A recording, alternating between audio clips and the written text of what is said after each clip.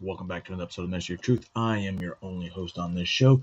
Good afternoon, everybody, Zippity included. And, well, what I got for you today, what the fuck is taking... Oh, the lag is huge, guys.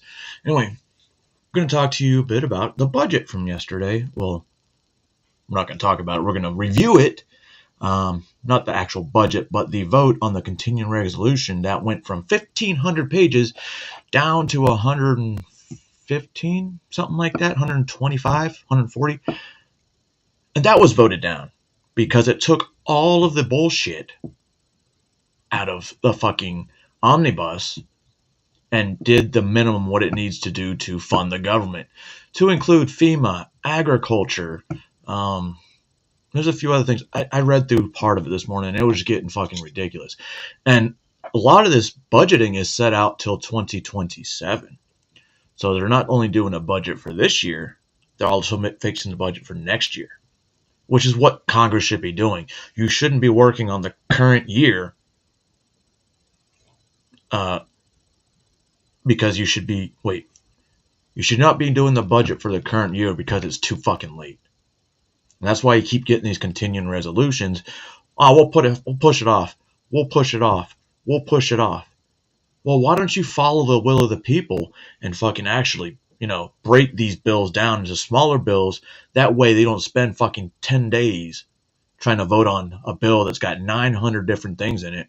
Why not just make it simple? Do your fucking job and do what you're paid to do for. Stop worrying about getting the fucking Washington Redskins back to RFK Stadium in Washington, D.C. Let's worry about people, FEMA, farms, livestock, Medicare. But before we get into any of that, I guess that was a really long montage. Let's listen to some music. I don't know if this is going to get me copyrighted, but I don't care. For some reason, this came up in my mind last night. I'm like, you know what? I'm going to listen to some of these songs. And then that bled into this morning, which leads us to this. How does a ragtag volunteer army in need of a shower somehow defeat a global superpower? How do we emerge victorious from the quagmire? Leave the battlefield waving Betsy Ross's flag higher? Yo, turns out we have a secret weapon, an immigrant you know and love who's unafraid to step in. He's constantly confusing, confounding the British henchmen. Everyone give it up for America's favorite fighting Frenchman! I'm taking this horseman of reins, making red coats weather with blood stains. And I'm never gonna stop until I make them drop, burn them up and scatter the remains down. Watch me engaging them, escaping them, and raising them out. I go to France for more fun. I come back with more guns and ships, and so their balance shifts. We rendezvous with Rochambeau, consolidate their gifts. We can end this war in Yorktown, cut them off at sea, but for this to succeed, there's someone else we need. I know. So he knows what to do in the trench, ingenuitive and fluent in French, I mean. So you're gonna have to use him eventually. What's he gonna do on the bench, I mean? No one has more resilience or matches my practical, tactical brilliance. You want to fight for your land back? I need my right-hand man back. Yeah, get your right-hand man back. You know you gotta get your right-hand man back. I mean, you gotta put some thought into the letter, but the sooner the better to get your right-hand man back. Alexander Hamilton, troops are waiting in the field for you. If you join us right now, together we can turn the tide. Oh, Alexander Hamilton, I have soldiers that will yield for you. If we manage to get this right, they'll surrender my early life. The world will never be the same. Alexander.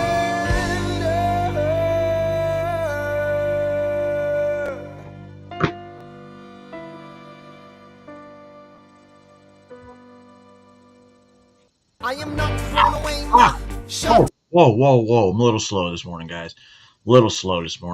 Obviously, we're going to get back to, let me find the right thing I'm looking for. Hold on. It's Christmas. All right, Christmas lights. Anyway, going to get into some of the world of X again, because, it's a lot of stuff to learn over in the world of X. Whether you're conservative, liberal, blue sky, definitely not, unless you're a Choma. But I like to check it out every once in a while and see what's going on in the world, because you can't just wait on mainstream media, and which we all know is terrible. What we're going to look at first, we're going to look at, now, ladies and gentlemen, move up real close to your screen. Get closer. Closer. Now I'm going to show you this map. All right. And this map, I'll tell you what it is. It's nothing to do with elections. Just keep that in mind. This is the 2024 sex offender rate by state. If you live in Arkansas, Alaska, or Missouri, or Oregon, Jesus fucking Christ. I'm gonna guess over there by fucking Delaware. New Jersey. Oh, the New Jersey figures aren't accurate. Those are from 2023. Oh, well, yeah. There you go. Over 790 sex offenders per 100,000 people in Oregon. God damn, I'm glad I don't live in Oregon.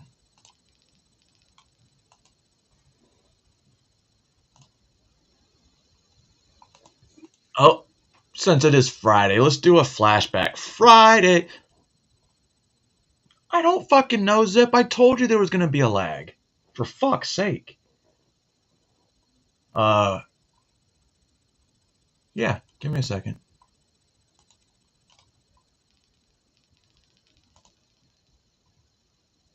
Alright, I'm going to do that during the next video, so don't let me forget. Alright, so the next one, I don't know why. It's an oldie, but it's a goodie, and there's not going to be much to laugh about today, so we might as well laugh at some of this old video.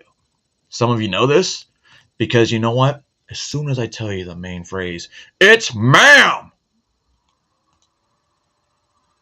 Give me my fucking money back. Excuse me, sir. There's a young man in here. Excuse me, it's ma'am. Nope. It is ma'am. I can call Listen, you sir. If you'd like me to, you need to settle down. You need to settle down and mind your business, okay? Ma'am, once again, ma'am. I said both of you. No, you said sir. Once again, You. it's ma'am. I actually said both of you guys. It was a general. Right You guys. beforehand, you fucking said sir. Sir? Okay. Motherfucker, take it outside. If you want to call me sir again, I will show you a fucking sir. I apologize. Motherfucker. I apologize. Whoa! Whoa! Relax, dude. I need your corporate number. Because I'm going to On the call them receipt. and talk about how I was misgendered several times in this store. I apologize for that. I need your corporate number now. I can get that for you if you like. It's not a problem. Get it for me now. I can do that. I'm going to ask you to calm down and stop cussing.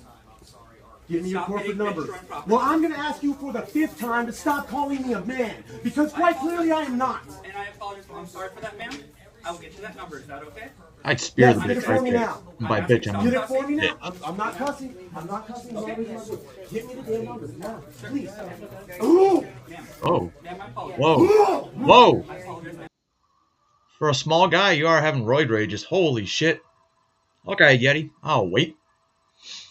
While I'm loading the next video, we'll see what Yeti's got for us. And give me 2 seconds.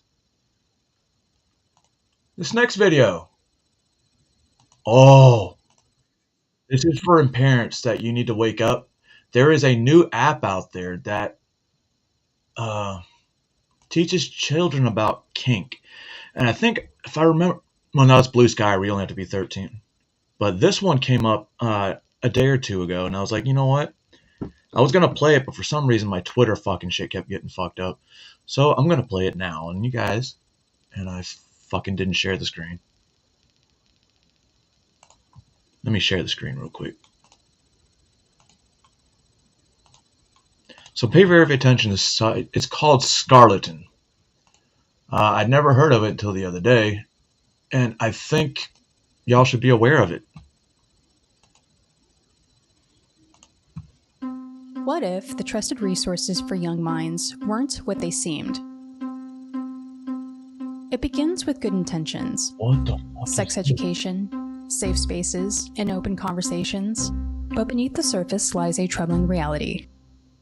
Minors discussing explicit details with strangers online. Adults encouraging children to explore dangerous ideas. Conversations that blur the lines between guidance and grooming. Scarleteen, an organization once synonymous with education and inclusion, has turned something far more unsettling, especially their message boards. One post reads, "How can I learn about kink as a minor?" The comments? Full of adults giving advice on BDSM culture. Another post was from a teen grappling with predators posing as mentors. There are conversations about pedophilia happening between adults and minors on a regular basis. Here, I'll put this video in Scarleteen link. claims that these conversations are monitored. But are they? Or has Scarleteen become a breeding ground for exploitation? They endorse inappropriate literature to minors, guides to pornography, books with erotic elements, sex manuals, and, you guessed it, articles that push children to question their identities. This isn't just education. This is influence, and a child safeguarding nightmare. Advertised as safe and compassionate, it is anything but. Scarleteen does not deserve respect. They deserve to be put on a watch list, and that is exactly what we did. Radar Watch List, Scarleteen, a Gays Against Groomers exclusive that you can read now.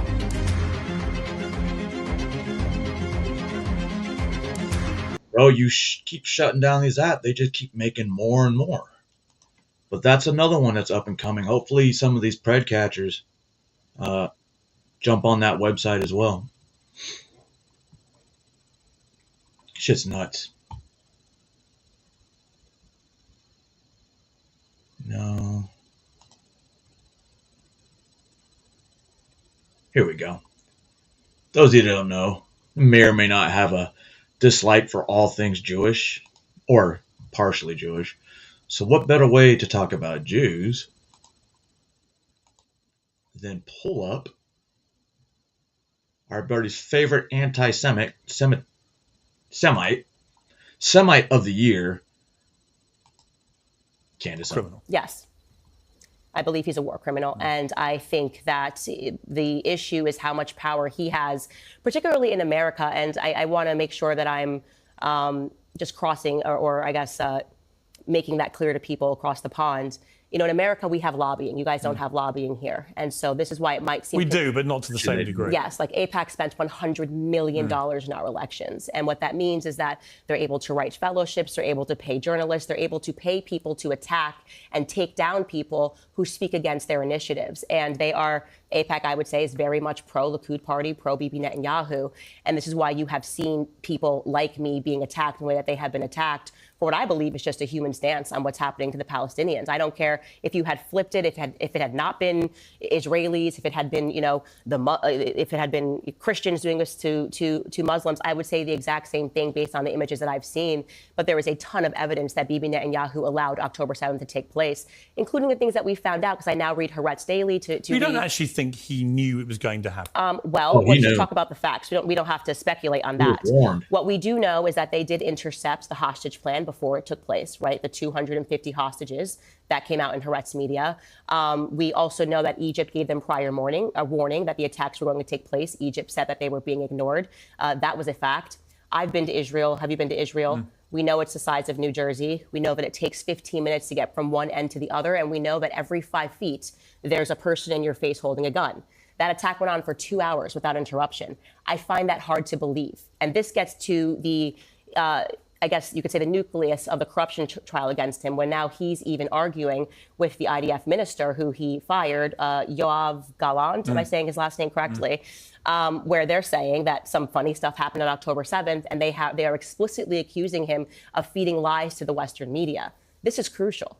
You know, and this could be the undoing of everything. If we find out that he had prior knowledge, and we do know for a fact that he said that he intentionally wanted to take over Palestinian territory, you should find that clip and play it on the show, because it's very significant when he asked the reporter to turn off the camera, and then he starts speaking about his plans for the Palestinians. This was years ago. I think Bibi Netanyahu is a monster, and I think the people that are still standing by him and supporting him, you know, I wouldn't want to have that on my conscience. So she believes Bibi Netanyahu is a war criminal. As do I. All right, I normally don't watch Timcast. I believe this was from. Yeah, Timcast IRL. But the way he fucking murders this smug little fucking influencer kind of made me smile. You have. No, right? I So, haven't. so The people no, that you stop, talk stop. about You don't know are- anything about these January 6 cases. You don't know why these people are in jail. You don't know that a man is in Brooklyn right now for 3 years without charge or trial. And when Donald Trump says these people have been held for too long, you say, no, Trump is wrong. Keep them locked up. That's fucking fascist. Dude, you've been sitting here with no knowledge of the specifics of some of these cases. There is a man in Brooklyn right now. I'm going to say it again. No charges whatsoever brought. And he's been in jail for 3 fucking years. For you to sit there and say it is good that he remains locked up is fascism. That is saying the hierarchical system of the courts and the government is just, and the process is all that matters. And I am saying perhaps 3 years is enough. Because I actually have moral logic and an understanding of these cases. Hence, my position on January 6th has always been the people who have attacked police must go to prison. But 3 years is a fucking long time for assault on an officer. We have seen people on the far left New York City, you assault a police officer, I mean, as long as you're illegal, you're let out within hours. When they were firebombing shit all across Minnesota, 33 people murdered. And how many criminal charges did we get for this? When they firebombed a police station and forced the police to evacuate. Remember, they actually set up a fund to bail those people out of jail. Who else was part of that Minnesota fund? Kamala Harris. On May 29th, 2020, when thousands of far leftists firebombed the White House grounds and set fire to St. John's Church and injured 100 police officers, how many fucking people went to prison for 3 years? How many of them who never showed up on that day are in prison for 20 years? Enrique Tarrio wasn't even in D.C. on January 6th. And you are saying that man his only crime was, quote, don't leave. That's his only crime. You think he should be in prison for 20 years because you're a fascist. You don't care what the facts are. You don't care if this is unjust. You only care that the machine state has decreed you are not to be locked up. And this is the problem I have with the left. They don't know the facts. They don't care about the facts. They view morality as a blanket government stroke of the pen. And every person, regardless of their crime, should be in prison for decades. I reject it outright. The people who fought cops should go to prison. They did. It's been 3 years. But when you've got people who are on misdemeanor charges for having walked into a building at 4 p.m. after the riot, and I know some of these people, they walked into a building for 2 minutes and walked out, and they got 18 months for that. I don't see you defending the innocent people who walked onto a public grass at a public building after a riot had been completed. You don't know. You don't care. You've taken a tribal position and people are suffering because of it. Now you say that Donald Trump saying the injustice that we've seen warrants commutation or pardons. You say that means he's advocating for violence. This is the ultimate problem. Then you cite a press release from Maryland saying, but the right's more violent. There is a distinction between a white supremacist as a right-wing group and a run-of-the-mill Christian conservative who showed up on that day not to protest. Let's talk about Brandon Strzok. He never went in the building. He was on the other side of the building. There was a permitted protest. He walked up the stairs and he was yelling. They put this guy in prison. Wait. There is. They had a protest that had a permit on the other side? Owen Schroyer, who was at a permitted rally, who was yelling death to communists. They put him in prison and specifically cited his speech. I don't know. My dude, you don't know what you're talking about. And it's fine. I get it. We try to be polite. We try to be nice. But there are so many young liberals who sit here and say, the corporate press told me that these people are bad and the machine state government has decreed it by pen. So I don't care what crime they committed. I don't care what the jury said. I don't care who was on the jury. Enrique Tarrio, who was not there, should be in prison for 2 decades. Tell me this now. Why is Enrique Tarrio in prison? Yeah, so they uncovered with him his plot to overthrow the government. Enrique Tarrio? Yeah, and his organization. What plot? Who's they?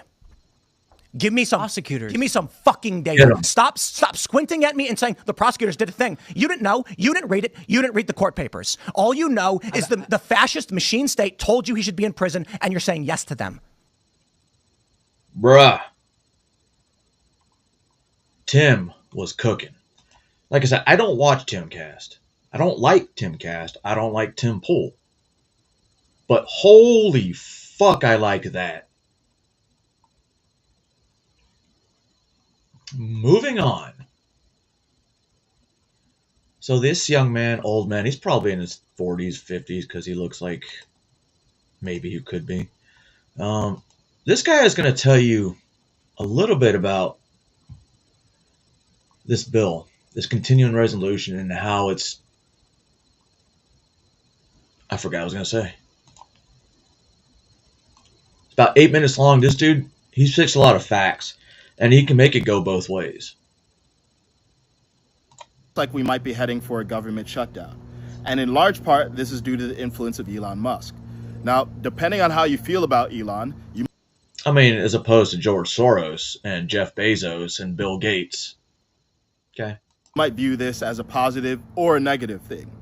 And in this video, I'm going to give you comprehensive context on what exactly is going on. And I'm also going to offer you my perspective on the influence of Elon, billionaires more generally, and the legislative process. First, here are the facts. Every year, Congress has from about February until October 1st to pass a bill for the following year. So this year in 2024, they were forming the budget for 2025. However, if they miss that October 1st deadline, then they form what's called a CR bill, or continuing resolution bill. That bill is meant to be a temporary measure that maintains the prior year's levels of funding in order to prevent a government shutdown. And they need to pass that bill before December 20th, when all the Congress people go home for Christmas, in order to ensure that the government doesn't shut down. Now, the concept of a government shutdown sounds bad, but it's pretty common. There have been 21 government shutdowns in the last 50 years. And even during a government shutdown, essential services are still maintained, like the operation of our military or social security. You know, it says military operations remain essential. That's for the operations, not for the foot soldiers. So in this case, the CR bill typically would have just mimicked 2024 levels of funding for 2025. However, there's several things that make this year unique. First is its length. It's 1,547 pages long, and only 8 of them are actually CR bill. The rest of it is about supplemental funding and legislation. The second thing is that rather than just maintaining 2024 levels of funding, there's actually $100 billion extra allocated to this CR bill. Most of that $100 billion is for disaster relief, and that $100 billion constitutes a 6% increase over 2024's budget. Now, you might not have any issues with that, but what's raising hackles is the fact that most Congress people had less than 24 hours to read the entire 1,500-page bill. Most Congress people were given the bill on December 17th and expected to vote on it less than 24 hours later on December 18th. This is because both Democratic and Republican leadership in the House formed the bill, but that process wasn't transparent to the rest of the Congress people. On top of all that, there were specific provisions in the bill that many people objected to. Like, for example, the fact that it gave a pay increase to members of Congress. Now, it's worth noting that the pay increase is relatively modest, around 3%, and it's a cost of living increase. That said, many people objected to the fact that Congress people would be giving themselves a pay increase at all, given the state of the country and the fact that many people are struggling to get their bills paid. There's also the fact that the bill would allow Congress people to be exempt from Obamacare, even though the average American is not. Or the fact that the bill allocates funding for the Global Engagement Center, which many people have critiqued as a propaganda instrument and censorship instrument that has been used against the American people and now is getting even more funding. Now, I think it's fair to say that under normal circumstances, the vast majority of Americans would not have any idea what a CR bill is, or the fact that it's being passed, or the fact that it's 1,500 pages and Congress people are given less than 24 hours to read it. Every year. But what's unprecedented about this is that Elon Musk heard about it and started posting a lot about the whole situation on X. And that's the thing. He's exposing the fucking government. He's promoting transparency. And everybody's like, well, Donald Trump's the president, President-elect Musk. Musk is the vice president. He's a shadow president. Bro, he's an advisor. That's what he's hired to do. To shut down wasteful spending. Which in that bill, you heard him, only 8 pages had to do with fucking the continuing resolution. Because Elon has such a huge following, that caused many people to get into an uproar. And it caused many people to start pressuring their Congress people and calling their Congress people to have the CR bill not passed. And for the record, I called Representative Mike Johnson, who is the leader of the Republicans in the House, to express my personal disapproval for the manner in which the CR bill is being passed. And if you feel the same, I recommend that you take action by calling his office too. What Elon and many people were objecting to is the manner in which the CR bill was being passed, the contents of the CR bill, and the timeline for the CR bill being passed as well. And the CR bill did have bipartisan support from leadership of the Democrats and the Republican Party. Here's my thing. It had bipartisan support behind closed doors. The rest of Congress didn't know about it. That certain group that was, in the room where it happens. Now that leadership has argued that this is a bipartisan bill, and the $100 billion extra is needed for disaster relief that the American people have wanted for months. But I would argue, if that's the case, pass disaster relief as a separate bill, rather than making it part of a 1,500-page behemoth that none of you are even actually reading. And regardless, this is just a fundamentally broken process. We have politicians using money that is not theirs to give themselves pay raises and paying for things that they haven't even read using our money on things that we can't afford. Now, some people have objected to Elon Musk's influence, particularly Democrats, and to that I'd respond with three things. One, on the partisan angle, there's actually a 2-to-1 ratio of Democratic donors to Republican donors who are billionaires. In fact, in the 2024 election, the Kamala campaign had $1 billion that they spent, whereas the Trump campaign had $400 million. But partisanship aside, Elon is actually quite unique in that we can actually see the influence that he's having in large part. Because in this particular case, his influence was simply using his voice and amplifying it to his large audience. And in reality, it was not just Elon saying that he opposes this, it was the people agreeing that they also oppose the CR process as well. Bingo. Now, I think it's reasonable to be skeptical of anyone's influence, billionaire or not. And Elon certainly has a lot of influence, and some of it we can't see and is not transparent.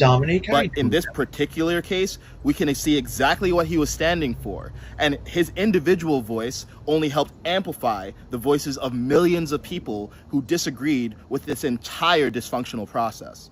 Now, on the flip side, do we get to see any of the influence of George Soros or Bill Gates or many of these Democratic mega donors or...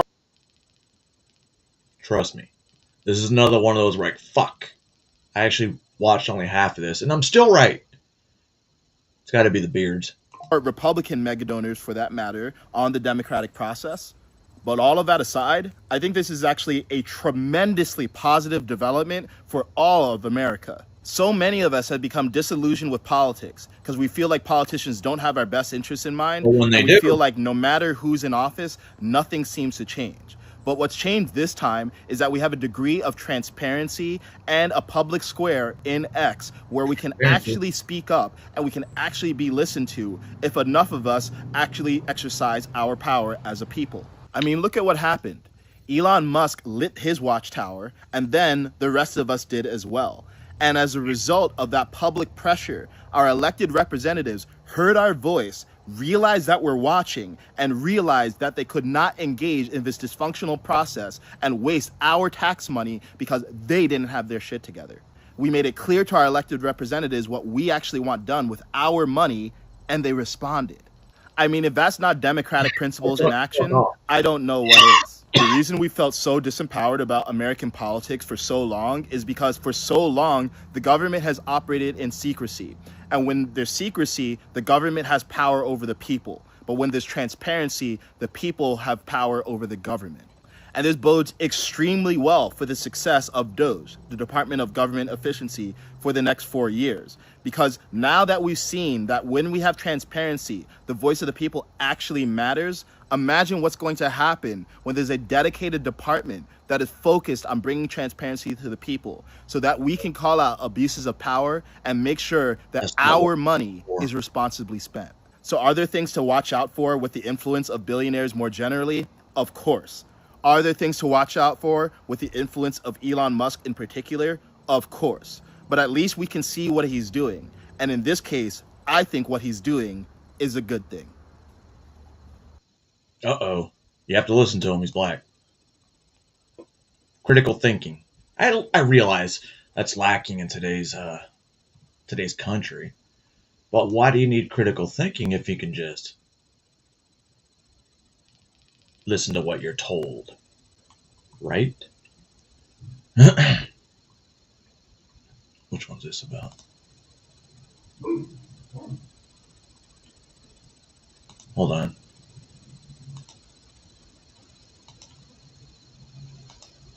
Now that's done. Continuing on.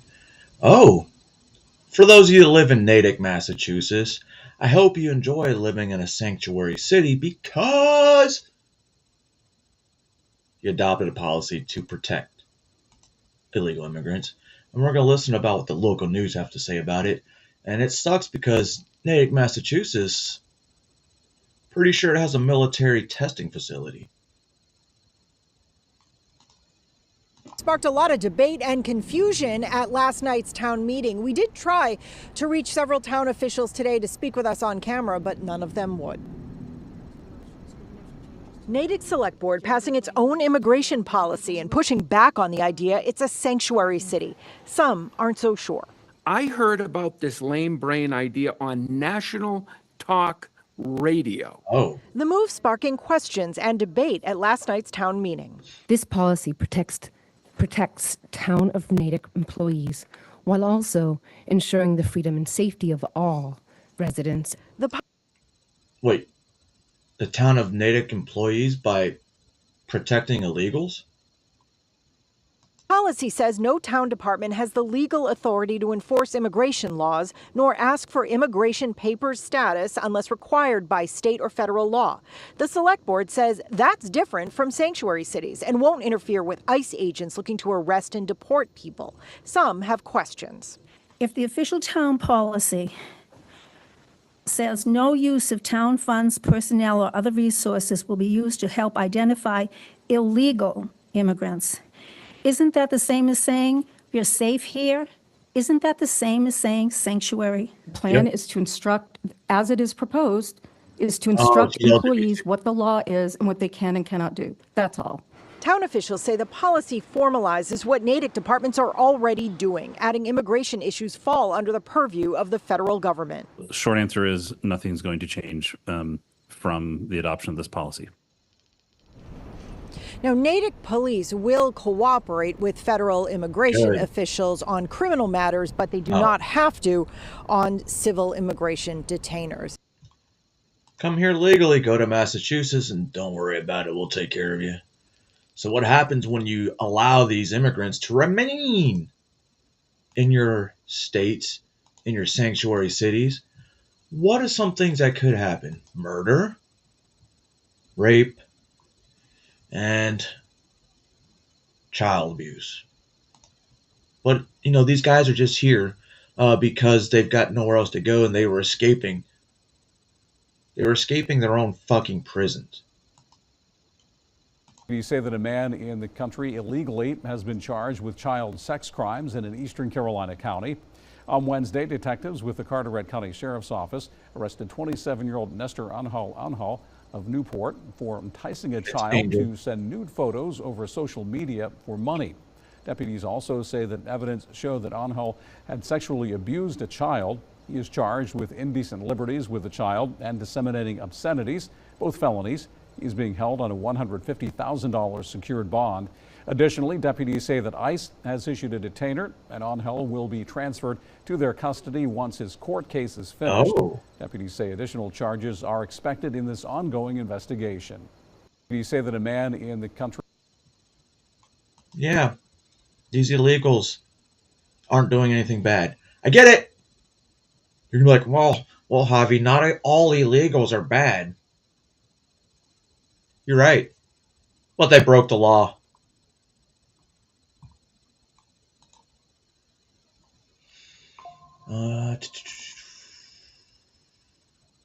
Nah, that's dumb.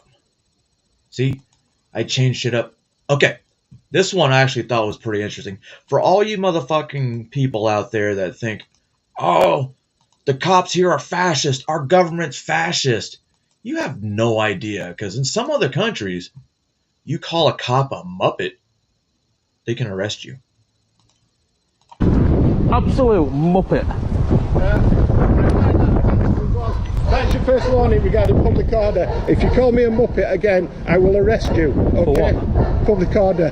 Harassment, alarm, distress. Okay? Are you being serious? No, I am very serious. You are going to be very, very famous by the end of today, Right. my friend. Very famous. If you call me a muppet again, I will arrest you. Let me get out of the way, because now I'm obstructing the road. I'm going to prove to you now that I am not here. It's offensive. I am going to prove to you, Inspector, on camera, that I am You're under not... arrest for harassment, alarm and distress. Had your chances there, pal. Have my chances, I ain't done no wrong, mate. You're going to be in a lot of trouble. Can you let go of my arm, please? No, you're under arrest. You're going to be in a lot of trouble, Inspector. You guys have no idea what it's like to live outside of the United States. Not all of y'all. Just the ones that like to complain. Hold on. Let me make sure this video is not part of the huge video I'm going to play. It is. Alright, I'll cancel that one. Alright, so here's a myth that you guys are going to be hearing lately about this funding bill that Elon killed. No, the American people killed it. Elon just let us know it was there. So this, I don't know who the fuck these guys are, really don't care. The deal Elon killed had $190 million in funding for child cancer research programs. Now it is out. And I've seen that in a few other people posting that same shit. However, it was a standalone bill that was already passed by both houses. Ouch. Ouch. Ow. Lies. All lies.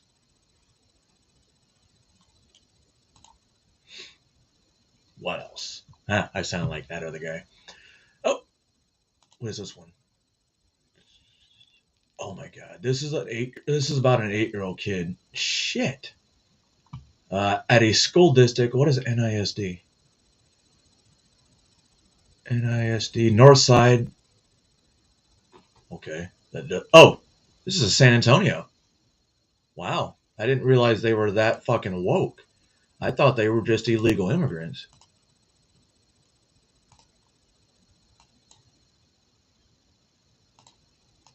My son, Josiah, was physically assaulted by his 3rd grade ALE teacher. My son is 8 years old, is nonverbal, has autism and cerebral palsy. He uses a walker as a mobility device, and like I said, he's nonverbal. His ALE teacher physically abused him for 45 minutes. Today I went down to the district office to view the video where he dragged him across the classroom, shoved him into corners, pushed his head into the ground, put his knees on his chest, put his knees on his back, slammed him over and over and over into the wall. What's up, Community Cardio? This was on November 21st of 24. There was also an incident that I requested video on and found out today because I was not notified that my son was climbing through the classroom naked. Northside Independent School District allowed my son to crawl naked around this classroom with his peers for 45 minutes. My son was not having behaviors, but yet he continually was thrown into a corner, into a wall, into a bookshelf, dragged across the room. All on 4K. Over and over. And if that's not bad enough, Mr. Farmer, the teacher, is still employed by the district. Not one of the staff who was in the class stepped in to help my son. They sat and watched as he was physically assaulted for 45 plus minutes. Now, whatever you're thinking, multiply that by 10,000. It was bad. Northside Independent School District has said that this is a teaching moment. What? Has let him go as the special needs teacher, but is still employing him under special ed in the school. Said that they don't think he has the temperament for sped ed, or ALE, the self-contained class, but they're still going to keep him on. According to HR, it wasn't too bad, I guess. My son was physically assaulted, and I need your help to share this video and get it out to news stations and whoever, because this teacher should never teach again. His name is Jonathan Farmer, Northside Independent School District, San Antonio, Texas. Share this. Again, I want to say that this teacher is still teaching in the class or on the school grounds. He has access to the children of this school, and that is completely inappropriate. I do not believe this was the only 2 incidents. I am going to be requesting a lot more. But what's even on the, I don't want to say even more disgusting, but what's also disgusting. Who's Mr. Farmer? There wouldn't be a Mr. Farmer. Not at all. Is that the aides sat there and did absolutely nothing. And those aides would disappear. As my son was drugged and struck repeatedly against the wall. Please share this. Please share this. And let it get the attention it needs so that other parents and other school districts don't hire this monster. You know, I don't have any kids that are special ed, unless you count gifted, because they considered that special ed in Tennessee. But I'll be damned. One, if anybody touches my kids, period. Right? Especially a fucking teacher. But if it was caught on camera, not once, but at least twice, and there was fucking aides in the classroom letting my kid crawl around the floor butt-ass naked for 45 minutes, bro, I don't know. I couldn't tell you what extent of damage I would probably do. You never know. For those of you kids that do have, kids, so you do have kids in special ed or even fucking daycare. Man, if they have cameras in the classroom, see, that's a 50-50 thing. No, anything like those kids that young and kids with special needs, their classrooms need to be monitored. They're the highest risk.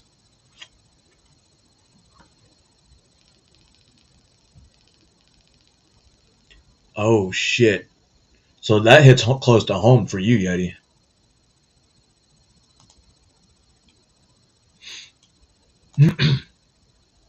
We'll get into that in a minute.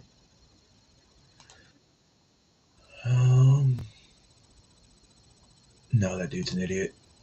Alright. Well, that was it for X. Before we get into... there it is. To the next segment, which is... I don't know, man. Like, some people just don't think and put their kids at unnecessary risks.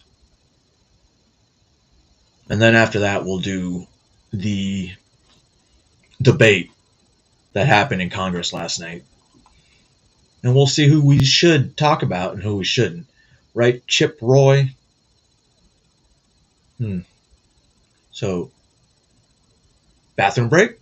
Bathroom break. Ready? Break. I am not throwing away my shot. And yo, I'm just like my country. I'm young, scrappy, and hungry, and I'm not throwing away my shot.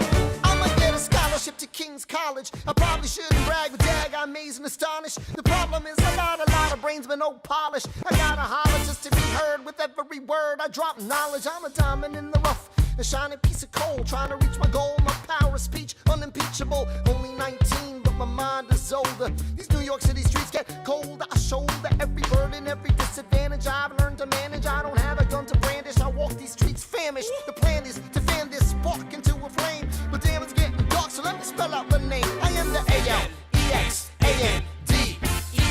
We are meant to be a colony that runs independently. Meanwhile, Britain keeps shitting on us endlessly. Essentially, they tax us relentlessly. Then King George turns around, runs a spending spree. He ain't never gonna set his descendants free. So there will be a revolution in this century.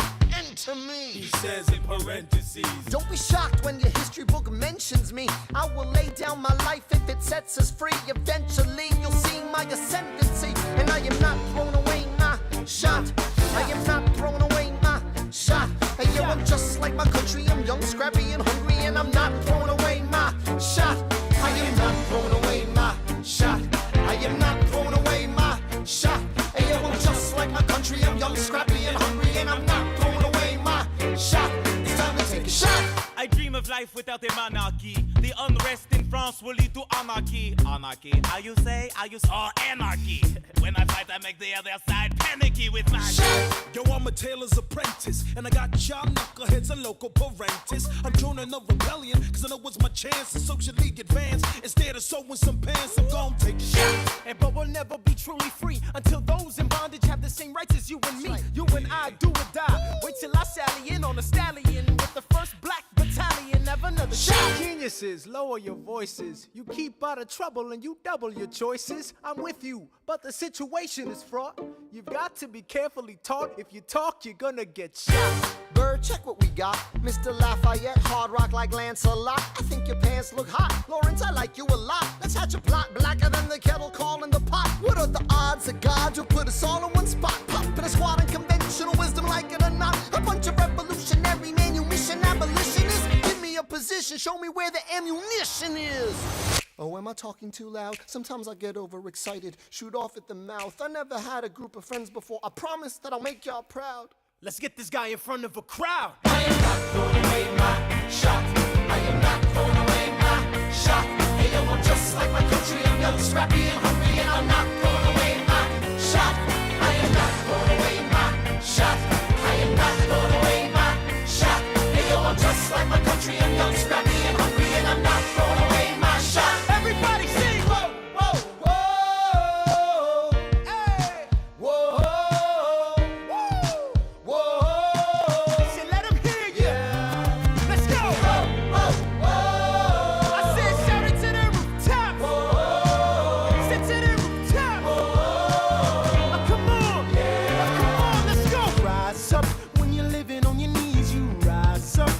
Brother that he's gotta rise up. Tell your sister that she's gotta rise up. When are these colonies gonna rise up? When are these colonies gonna rise up? When are these colonies gonna rise up? When are these colonies gonna rise up? Rise up. I imagine death so much it feels more like a memory. When's it gonna get me? In my sleep, 7 feet ahead of me. If I see it coming, do I run or do I let it be? Is it like a beat without a melody? See, I never thought I'd live past 20. Where I come from, some get half as many. Ask anybody why we living fast and we laugh, reach for a flash. We have to make this moment last. Sorry. Yesterday, popped in my head and I was like, let me listen to one song. And one song turned into 2 songs. 2 songs turned into 3 songs. 3 songs turned into me watching the whole fucking play again on YouTube. It's like crack. Hamilton is like crack. Alright. So this is the guy. He's in his car with a 1-year-old kid. I'm telling you right now, we're gonna have to move because this is not gonna be good.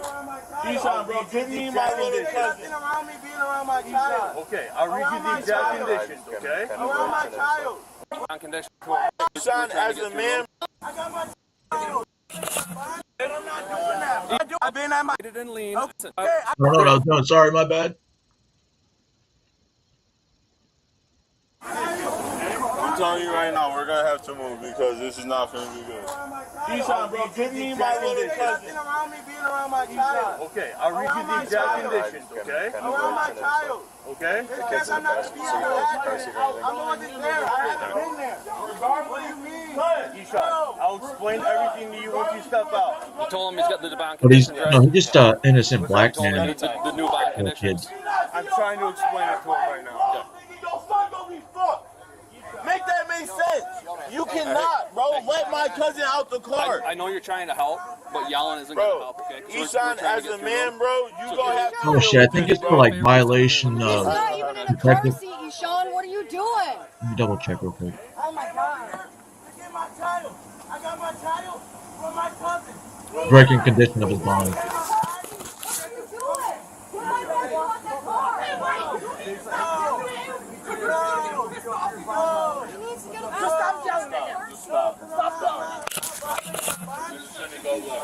That's what court's for. That's what court's for, okay? I'm not doing that, bro. Ishan, listen. I'm not doing that. Right. I'm not you know doing you that. know about the bond conditions, right? Yes, I do know Okay. about it.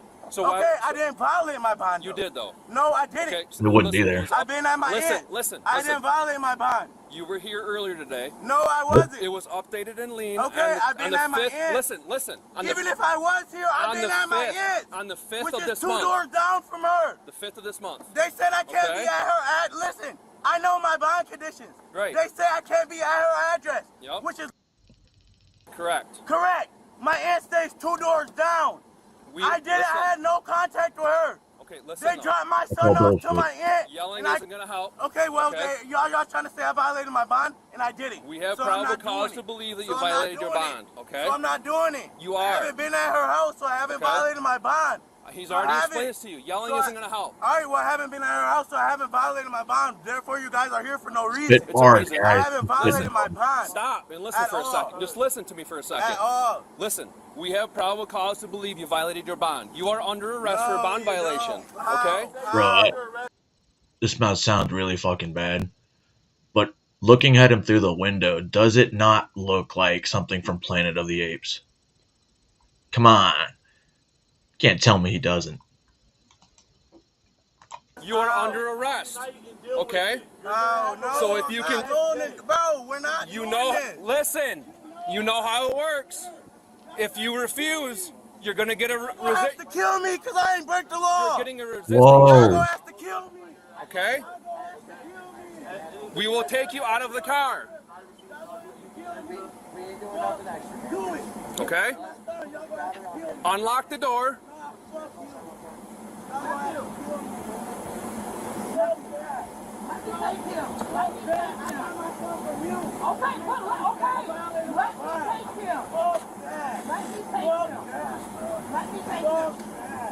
I told you you're under arrest for a bond violation.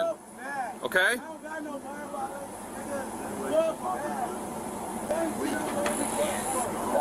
Stop the car right now. Is it drive? Yeah, he keeps changing gears. I don't want to break the window because the kids. I know. Break the back window and see if you can. We're gonna break your window and take you out of the car. The front. We're breaking your window and taking you out. You said what? We're gonna break your window and drag you out of the car unless you unlock the door right What, now. bro? I told you, you're under All arrest. right, I hope y'all ready for that, bro, because y'all kicked my window in. I'm not going down. It's gonna be more than just a resisting of arrest, bro. No. Y'all gonna have to take me out this bitch in a body bag, I promise you. Just Okay. unlock the Unlock the car. That means you're Y'all going gonna have to down. kill me. Unlock it. Y'all gonna have to kill me. Y'all Unlock better the run my car. record. Y'all gonna have to kill me. If y'all Unlock the hurt my car. son in the process, I promise you. Unlock the car. One of y'all. I'm gonna do something to one of y'all. Unlock the car right now. I'm gonna do Dude. something to one of Unlock y'all. it Literally right using now. the kid as a shield. Unlock the car. Put the kid down. Scott, can you get your car behind him and block him in any way? You guys, all you guys need to go inside right now. Okay? Hey, guys, please, do not. This is not anything on me today. Go inside, okay? Y'all gonna have to. And I promise you, bro. Y'all gonna have to, bro. Unlock the car. Fuck you. All this for what? We told you you're under arrest, Sean. Because I have my child? No, because you In violated England, he your can bond. be arrested. How did I violate my bond, bro? We already How? told you. I haven't been nowhere but at my aunt. So how? We told you. No. Okay. So how? You're telling me a lie. Your aunt already told me she hasn't seen you all day. You're saying I've been at her house and I haven't. We already talked to everyone, You're Ishan. saying I've been at her Okay? house and I haven't. We already told you. You're saying I've been We at have her probable house and I cause to haven't. arrest you for a bond violation. Okay, you already talked Okay? to everybody, but I haven't been at her house though. You already talked to her. Obviously, you couldn't find me earlier, so I haven't been at her house. What do you well, mean? you know that's not true. I do know that's true. Okay. I haven't been at her house. So what You do you violated mean? your bond, and you're talking going to about jail, bond okay? violation. And now you're No. being charged with resisting, which is another felony. You know that, You're okay? talking about bond violation. I haven't been at her house. Okay? What? That's crazy. Yeah. You got a punch? Yeah. Oh, so y'all gonna kick my window in with my son? You're going to jail, yes. You're not very big. Yes. Alright, bro. Because you're putting your son in danger right now. No, how? Are you Last chance. moving my car? Last chance, hey. How? I haven't moved my car. How am I putting my child in danger? Because you keep putting it in drive in reverse. You're driving around. You're holding your son when I told you you're going to jail. You're trying to use him as a shield. I'm not using my child as a shield at all. So let's be a man. You're just not giving me an explanation. We're not giving you a choice. In the time, no, you're not giving me an explanation, and you're telling me a lie. You're telling me I've been in her house. You were. How have I been in her house? We talked to the witnesses. You You were guys there. came earlier. You guys came earlier. And they told us obviously. you were there. I seen you That's guys. probable cause. No, but listen. I'm gonna break your window. Are you gonna unlock the door? Yes or no? I'm about to break your window. Are you Hey, why are you using such a big pool? And then Fucking retard. You have your son. Are you gonna unlock Think about it? that. Because you're putting my son in danger. I'm gonna smash your window open. Then unlock it. Then unlock the door. Unlock the door. Then unlock the door. Do it. Or I'm gonna smash your window open. We're gonna pull you out. I'm going to tase you first, and then we're going to drag you out. You still got the kid in the front seat. No, I'm telling you. No, you guys don't have a choice. No, because listen. You don't have a choice, Ishan. There's nothing to listen to. We're done. I understand that, but you're telling me that You don't understand it. Yes, I do. Because you're still holding your kid. Put your child down and open the door. Listen. Open the door. Can you just listen? Because I No. open the door, yes or no? Like literally. I'm not. Are you going to open the door? I'm trying to obey this shit. Are you going to open the door? Yes, bro. I'm going to open Then the door open for it. you. Okay, good. I'm trying to obey this shit, bro. If you're gonna open I'm trying to obey this Open the shit. door. over there, so Bro, I'm trying to obey this shit. Set your bro. son down over there and open the door. Now. Now. Listen, bro, like, no. Do it now. I literally have bond papers right here. Open it. I'm literally trying to obey this shit, bro. Then open it. Let's What look do you at mean? him. You're trying to let you what? Let us look at him. Open the door and come out here. Right here, bro. Right here. I'm gonna grab him right here. Literally bond papers for me just going to court the 5th. That says I can't be around her. Right. I haven't lived That's under around what her. you're under arrest for. I haven't been around her though. You were at the probable address. cause to know that you're around her. I haven't been around her. Last chance, I got my son, bro. You trying to Last chance. break your window? Are you opening the door? You're gonna get no. You're gonna get tased. You're gonna get tased right through the window. He's gonna fucking tase you. Open the door. Open it now.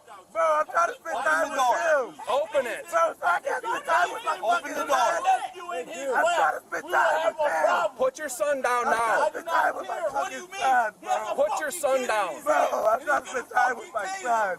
Bro, sorry, bro. So these papers don't matter. Open the door. So these papers don't matter. Open the door. Bro, so these papers don't Well, matter. once you broke the bond, yeah. Is there a lock there that you can, when you So these pop that? papers don't matter. Look, when you pop it, can you unlock the door? I can't see his Tell that nigga to put the taser down. So these papers don't matter, bro. Point a taser at a fucking child. So these Get out of papers here. don't matter. And you're gonna go to jail You're too. gonna go to jail Yes. because you're doing something Because wrong. you're interfering. Get out of here. Nigga. Get out of here. Hey, you can try and take me to jail. Go. You have a problem. You're interfering. You're gonna go to jail. Condition right Go. here. Come on. My bond right here. Get out of the car. My bond right here. Are you gonna get out or no? My You gonna get out of the car? bond's right here, bro. My bond's right here, bro. My bond's Do right it. here. I haven't been around her. Ask her. Put your My son down. bond's right here. Put your son I down haven't been now. around her. Ask You had a fucking Okay. kid. You had public service. bond's right Getting ready. here. Have Scott do it. Bitch ass nigga. Scott, do it. Yeah. Hey, do it on your side. Do it on your side. 'cause Yeah, it's over see? here.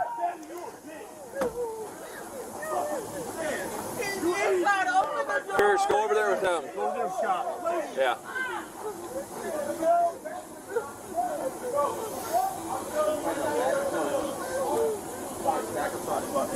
If you could hit the back and reach in and get the door, Bro, this is a James Justice. I think there's either unlock the handle's right there. The handle's right there next to the B pillar. I haven't been around her. This is fucking injustice. Ishan, just unlock the door so we don't have to This smash is the fucking window. injustice for Just what? unlock the door or For we're gonna have to what? smash your window. This is fucking injustice, bro. It's not. It's a For condition what? from a judge, It's okay? injustice. The Yeah. judge said I couldn't be around her. Okay. This is injustice. You know what your conditions are. You can't I be at the haven't been house. around You're her. under arrest. I haven't been around That decision her. is not changing. I haven't been around her, bro. Listen, that decision is not changing. I've been around You her. can't talk your way out of it. You are going to jail tonight. Bro. Exactly, I have Dominic. not been around her. I Ishan, been around her. you are putting your child in this position. Been around her, Okay? bro. This is on you. This is on you.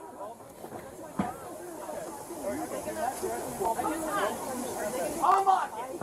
Unlock it! All right, hit it. Hit it. Still the using window. Through the 2D. window. Tase him. Taser, taser. Break the window, you fucking Pop this clown. one too. Pop this window. Shut your eyes.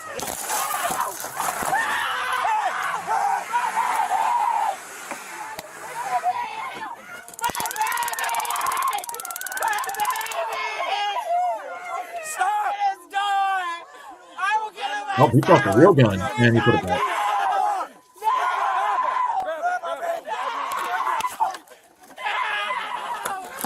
And they grabbed the kid on the other side. Oh, this dude. Wait a second. Keep listening to the cop.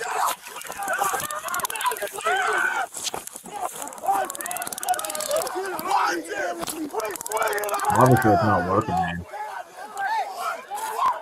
What do you need? Get his other arm. Ah, fuck!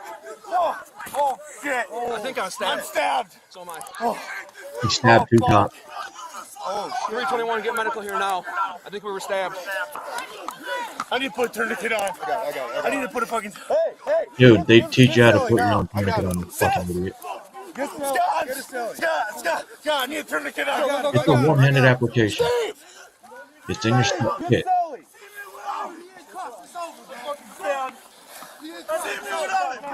Hey, we're single four.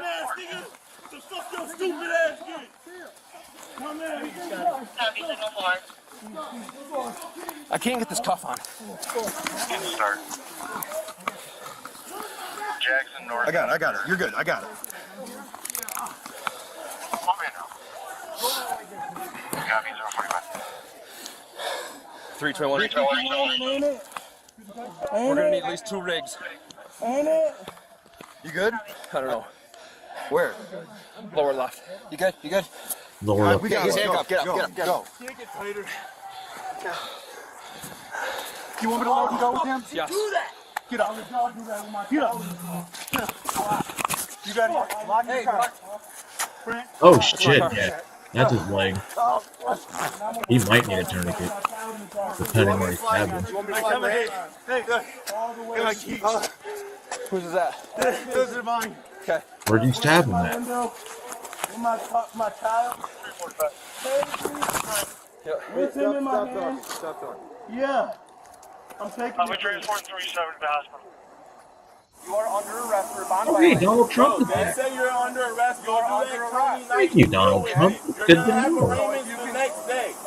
Just deal with it. Listen, you know how it works. You're gonna get I'm gonna stay right here. I'm not gonna say nothing else. I'll be quiet. I just look. My little cousin's right here. That's my blood. Okay. Anything extra happens with my cousin in the driver's seat, y'all do anything extra? We ain't doing nothing extra, man. We're just the less people that we got around here, the better. Man, can you please wait up on the sidewalk for me? Nephew! Let me take him! Let me take him! Okay, okay! Let me take him! Let me take him! Let me take him! I told you you're under arrest for a bond violation. Okay? Any way you can pop his hood? We can't. No. Without. Stop the car right now. Mom. Then drive. You got it. The neck, the femoral, anywhere. Oh, this is It's in park. It's in park. It's in park. a different angle. But dude, you're like, what the fuck? It's like the dude didn't give a shit about his kid's safety or anything else. Knowing he broke the law, obviously, which was going to be a felony, and now he gets 2 additional felonies, at least, for aggravated battery. No sympathy, guys. You should be the shield for your kids, not the other way around. So, Dad of the Year award, it's not going to you there, buddy. What's up, Bill? Acknowledge me. It's good to see you, man. All right, so now we're going to get into the government again. And unless anything's changed in the past hour and 8 minutes since I've been on, nothing's changed. There is a new continuing resolution, but as far as I know, it hasn't been voted on yet, or they're talking about it. But we're going to talk about the clean version of the bill that took out all the bullshit and left it to bare basics. And this is what they're going to be debating. H.R. 5009, a bill to authorize appropriations for the fiscal year 2025 for military activities of the Department of Defense for military construction and for defense activities of the Department of Energy to prescribe military personnel strengths for such fiscal year and for other purposes. Chair lays before the House communication. The Honorable the Speaker, House of Representatives, sir. Pursuant to the permission granted in Clause 2H of Rule 2 of the Rules of the U.S. House of Representatives, the clerk received the following message from the Secretary of the Senate on December 19, 2024 at 2:49 p.m. that the Senate agrees to the House amendment to the bill, Senate 709, Senate 3791, Senate 4367, that the Senate agreed to Senate Concurrent Resolution 46, that the Senate passed Senate 432, Senate 608, Senate 961, Senate 1059, Senate 1080, 2042, Senate 21 on the future of the Navy. Signed sincerely, Kevin F. McCumber, Acting Clerk. Chair lays before the House communication. To the Congress of the United States, the Honorable the Speaker, House of Representatives, sir. Pursuant to the permission granted in Clause 2H of Rule 2 of the Rules of the U.S. House of Representatives, the clerk received the following message from the Secretary of the Senate on December 19, 2024 at 2:49 p.m. that the Senate passed Senate 2620, Senate 2742, Senate 3123. Mr. Speaker, I move that the House suspend the rules and pass H.R. 10515. The House will be in order. Members are requested to take their private conversations off the floor. The clerk will report the title of the bill. H.R. 10515, a bill making further continuing appropriations for the fiscal year ending September 30th, 2025, and for other purposes. Pursuant to the rule, the gentleman from Oklahoma, Mr. Cole, and the gentlewoman from Connecticut, Ms. DeLauro, each will control 20 minutes. The chair now recognizes the gentleman from Oklahoma. Thank you, Mr. Speaker. Mr. Speaker, I ask unanimous consent that all members have 5 legislative days to revise and extend their remarks and include extraneous material on H.R. 10515. Without objection. Thank you, Mr. Speaker. Mr. Speaker, I yield myself such time as I may consume. The gentleman is recognized. Thank you, Mr. Speaker. I rise today in support of H.R. 10515, the American Relief Act of 2025. As the 118th Congress draws to a close, it's natural to use these final days to reflect on our work. Though we've accomplished much over the last 2 years, there's more to be done. First and foremost, we need to ensure that the government remains open and operating to provide needed services for Americans. It's why I stand before you. With government funding running out, it's our duty to act. When the House Appropriations Committee began our process of drafting bills for fiscal year 2025, we knew we had to work quickly to pass the House, put the House in the best position possible. To that end, we successfully reported all 12 of our annual appropriations bills out of the committee and succeeded in passing 5 of them across the floor. Unfortunately, the House does not act on its own. And I'm sorry to say, whether we like it or not, our colleagues in the Senate have input in this process.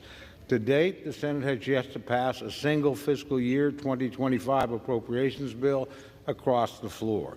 As time went on, it became clear that we would not conclude the FY25 process by the deadline of December 20th, meaning another extension is necessary. I know there's great frustration that a second continuing resolution is necessary, and quite frankly, I share in that feeling. But a government shutdown is never a good alternative. So today's bill funds the government through March 14th. This will allow Republicans to engage President Trump as we negotiate a final year funding bills that fulfill the mandate of the American people and our America First agenda. Further, this route ensures that there are no undue disruptions to our national security and the vital programs that our constituents rely on. Today's bill also extends out the debt limit for a further 2 years to January 20th, 2027. This will allow President-elect Trump to begin his term without needing to immediately address our national debt limit, allowing us to move forward on the many other pressing concerns of the American people. Finally, the legislation also provides much-needed relief to Americans struggling to recover from recent natural disasters. This includes destruction in my own district, which faced tornadoes that ripped through Oklahoma. From floods and droughts to wildfires and other storms, communities across the United States have suffered. These realities have been grim. I recently visited North Carolina at the invitation of my good friend and fellow Appropriations Committee member Chuck Edwards, and saw with my own eyes the devastation and damage caused by Hurricane Helene's catastrophic flooding. Months after the storm, countless people remain without basic necessities of life, and the region will remain affected for years to come.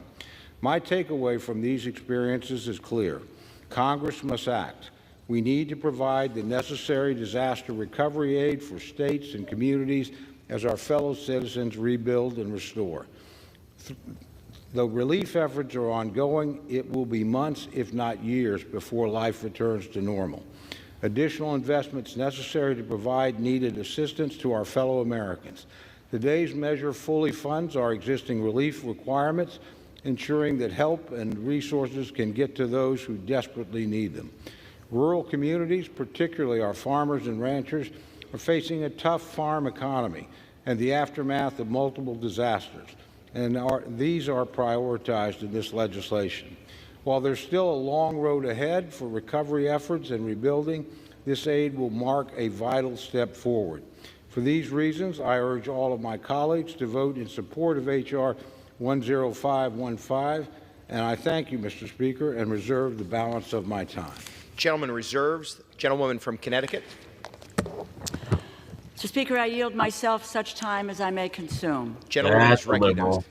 I rise in strong opposition to this continuing resolution.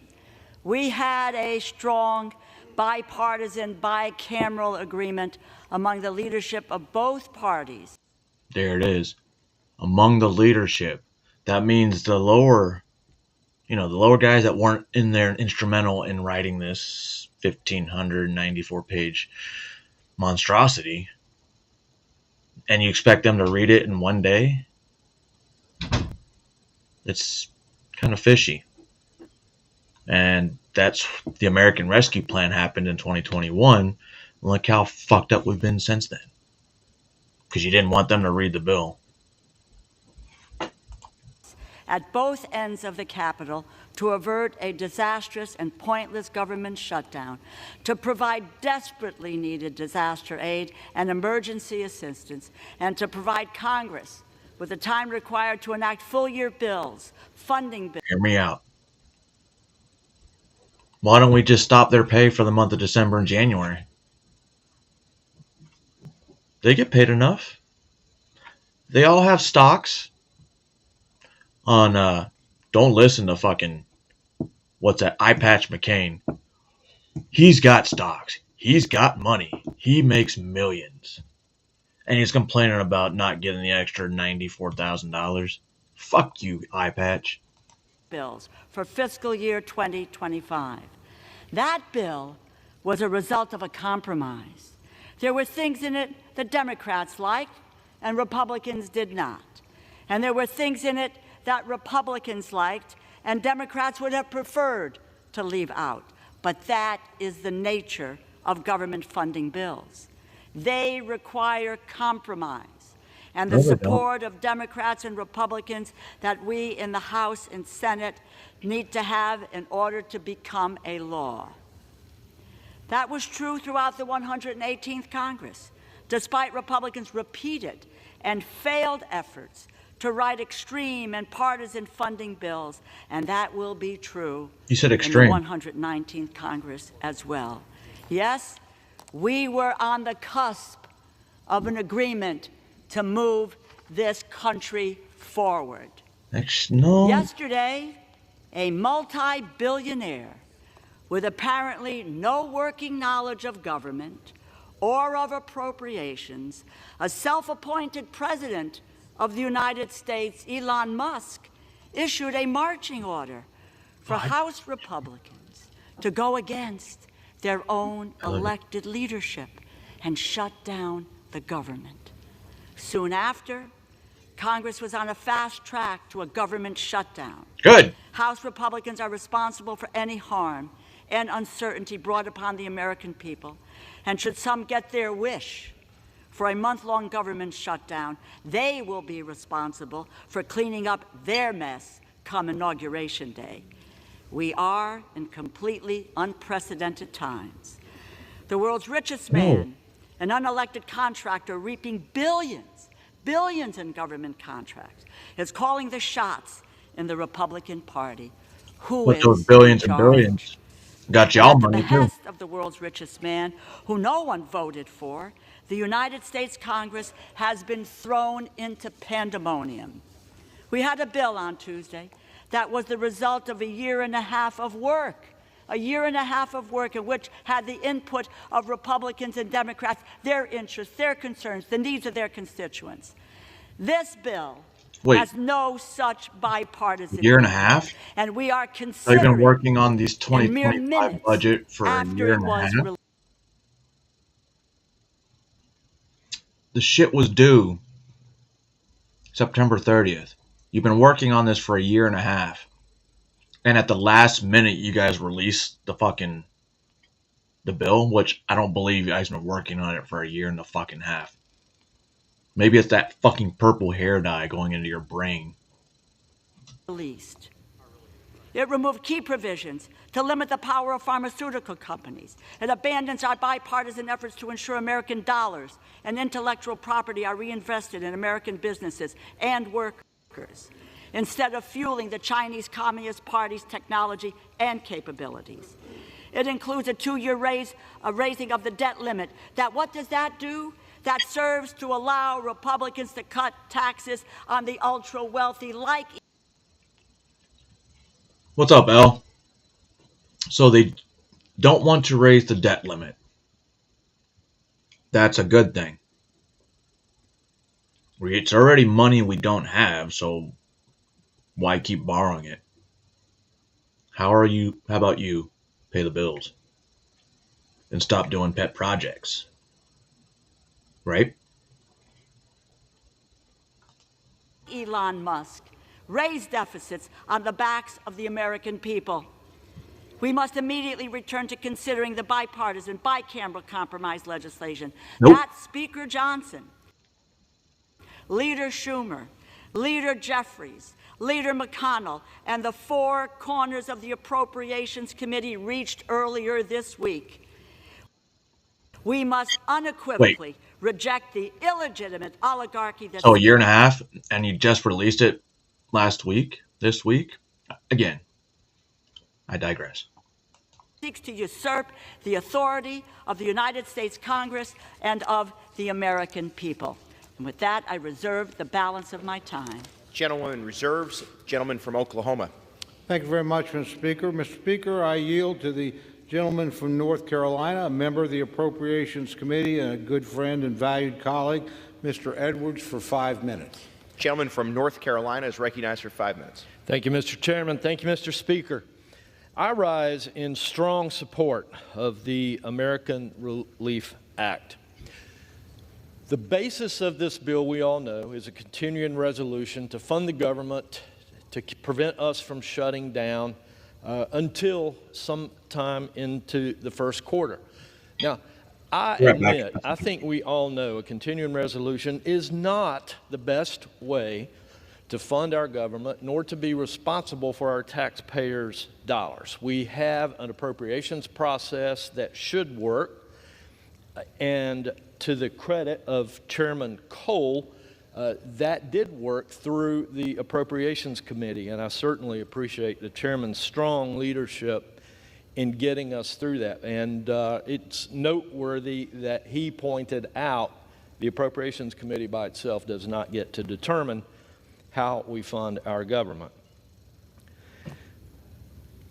We've got many needs and necessary reasons to keep our government functioning. The American people are counting on us.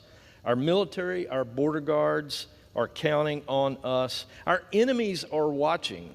We all know North Korea, Russia, China, and others do not have to face issues such as a government shutdown. And also, keeping the government open is critical to the district that I represent in Western North Carolina. But I'd like to just take a moment and speak specifically to the disaster relief portion of this bill. As most of you are aware, North Carolina was hit by Hurricane Helene on September the 27th of this year, and we experienced unprecedented disaster and destruction. It's going to cost North Carolina about $58 billion to rebuild. This storm was the most deadly in North Carolina's history. We lost 126,000 homes that were either damaged or destroyed. Yeah, I heard that. The View is a bunch of dumb people who might want to be careful because spreading misinformation and lies, well, lose their company some money. Countless people are now homeless. I want to thank Speaker Johnson for personally visiting Western North Carolina, getting his boots muddy and seeing what we were dealing with there. I'd like to thank Leader Scalise for visiting Western North Carolina, and Chairman Cole also took time to come down. Many other members were there. We're going to see a number of members on this floor argue against this bill. Mr. Speaker, I need to remind you that folks in Western North Carolina have been paying their taxes for decades that have gone towards funding disasters in every other part of this country, from California to the Midwest to the Gulf Coast, without argument. But Mr. Speaker, now North Carolina needs our help. They need the help of this body. I'm sure some folks are going to speak against this bill. I urge you to think about the disasters that you may have experienced and what you've seen in the news and what you're hearing from me about the need in Western North Carolina. I even heard one member last week refer to recipients of disaster relief as coastal elites. I represent about 783,000 people in the mountains of Western North Carolina, and I can promise you not one single one of those is a coastal elite. Those are hardworking, tax-paying Americans that deserve the help of this body at this time, and I urge passage of this bill. I must also say that I'm disappointed, even though there's $110 billion in here to help begin to rebuild my great state. There is a provision for private roads and bridges that was stripped out of this for some reason in the last moments of pulling this bill together. The folks from FEMA in Western North Carolina have told me the most significant difference that they see in this disaster versus those they've dealt with in other areas are the number of private roads and bridges that we have. And so I'm hoping, and I appreciate Chairman Cole offering to help me get this provision back in with some other vehicle at some other point in the future. So, members, I urge your support of this bill, North Carolina deserves and needs the respect and the help to rebuild. Mr. Speaker, I yield back. Gentleman yields. Gentleman from Oklahoma reserves. Gentleman from Connecticut. Mr. Speaker, I yield 1 minute to the gentleman from New York, the distinguished Democratic leader, Mr. Jeffries. The gentleman from New York is recognized. Oh, it's show and tell. Oh. Thank the distinguished gentlelady from the great state of Connecticut, our top Democrat on the Appropriations Committee, for yielding and for her incredibly strong and steadfast leadership during this process. House Democrats, House Republicans, Senate Democrats, and Senate Republicans reached a bipartisan agreement to fund the government, prevent a shutdown, and meet the need. The purpose of the leadership coming out with these bills was for it to be debated by the the not so privileged.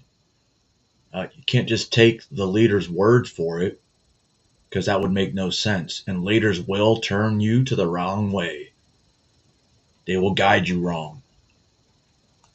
Of the American people, we reached a bipartisan agreement to provide disaster assistance to people who had their lives turned upside down by extreme weather events, hurricanes. The clean CR actually had money, tons of money for not FEMA, but disaster relief. Tornadoes, floods, and wildfires all across America. We reached a bipartisan agreement to be there for farmers and families, children, seniors, working class Americans all across the country. The men and women who serve this country in uniform and are veterans.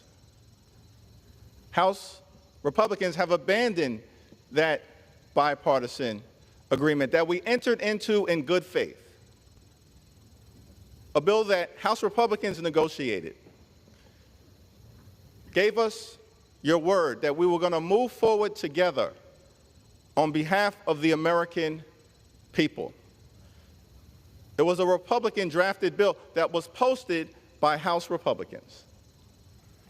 And then one or two puppet masters weigh in, and the extreme MAGA Republicans decide to do the bidding of the wealthy. If it's put out and the people have enough time to see what's in it, but if they don't, and they're not being transparent, I said this again, Elon Musk did nothing wrong. He just gave his opinion. Vivek came to the same decision, and he read it. Some of these writers didn't even write it. Dick Durbin didn't even know it included a fucking pay raise. And he said yes. The well-off, the well-connected, millionaires and billionaires, not working class people all across America. The bill that is before us today is just part of an effort to shut down the government. Unless we as representatives of the American people bend to the will of just a handful of millionaires and billionaires, because the provisions in this bill, particularly as it relates to suspending the debt ceiling for 2 years, are designed to bring about a massive tax cut, unpaid for wealthy donors and for wealthy corporations, for millionaires and billionaires. Why do they keep saying donors? The graphic before, it's 2-to-1 Democrat billionaire donors to Republican. It's okay when you guys do it right. And when we've been saying Soros' name for decades. Gates. Who clearly some in this Congress are working for. And this bill is validation for it. Now, what's been interesting to me is that for decades, the Republican Party has lectured America about fiscal responsibility, about the debt and the deficit. It's always been phony. This bill proves it. The one thing we do know is that every time a Republican president comes into office, the one thing we can count on Republicans to do is to pass a massive tax cut for wealthy Americans, and in the process, stick working class Americans with the bill by raising the deficit and the debt. That's what happened in the 1980s when Ronald Reagan was president. The biggest thing that he did was pass a massive tax cut for the wealthy and the well-off, paid for by working families and middle-class folks all across the country. Didn't do anything for middle-class Americans. Didn't do anything to stimulate the economy. This whole notion of trickle-down economics. Come to the conclusion that trickle-down. How about we talk about you for a little bit there, Mr. Jeffries? Apparently, your net worth over the past 5 years is over 1,000%. You invested in Amazon, Tesla, Microsoft, and Pfizer. Oh! So you do have invested interests in okay. Economics simply means that middle-class families, that working-class Americans may get a trickle, but they're guaranteed to stay down. That's what your economics are all about. Massive tax cuts for the wealthy and the well-off under President That would be you. Reagan, continued into President Bush. Bill Clinton comes to office. Yearly salary for Congress is $170,000. He owns 3 houses. One for $450,000, one for $210 million, and another one for $850 million. Weird. Inherits a significant deficit, and under his stewardship, President Clinton turns a deficit into a surplus and passes that surplus to President George W. Bush, the so-called party of fiscal responsibility. And then 9/11 happened, but the surplus was bullshit because they failed another fucking audit with billions missing for the Department of Defense. But yeah, he passed on a good government, or a good fucking financial whatever, I forgot. And once again, we see the same exact playbook. Republicans inherit a surplus, and they immediately blow it to pass massive tax cuts for the wealthy, the well-off, and the wealthy. No. What happened in 2001 on September 11th? That had nothing to do with massive tax cuts to billionaires, did it? Nothing. Just like with, what's that shit? That fake shit. COVID.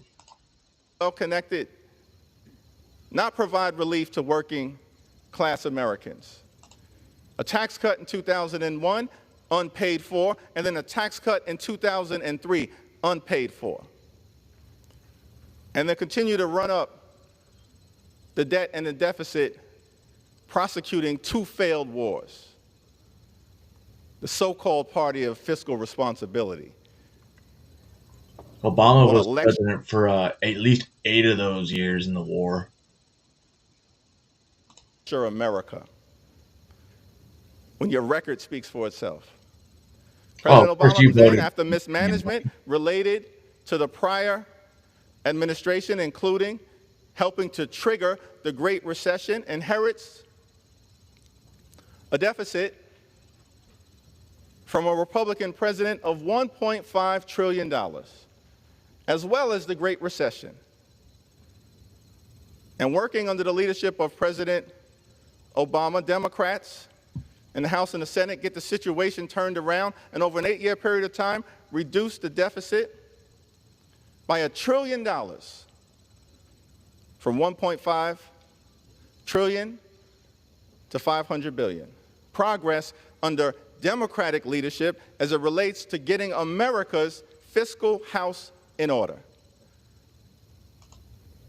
And then Donald Trump comes to office and again follows the same exact playbook.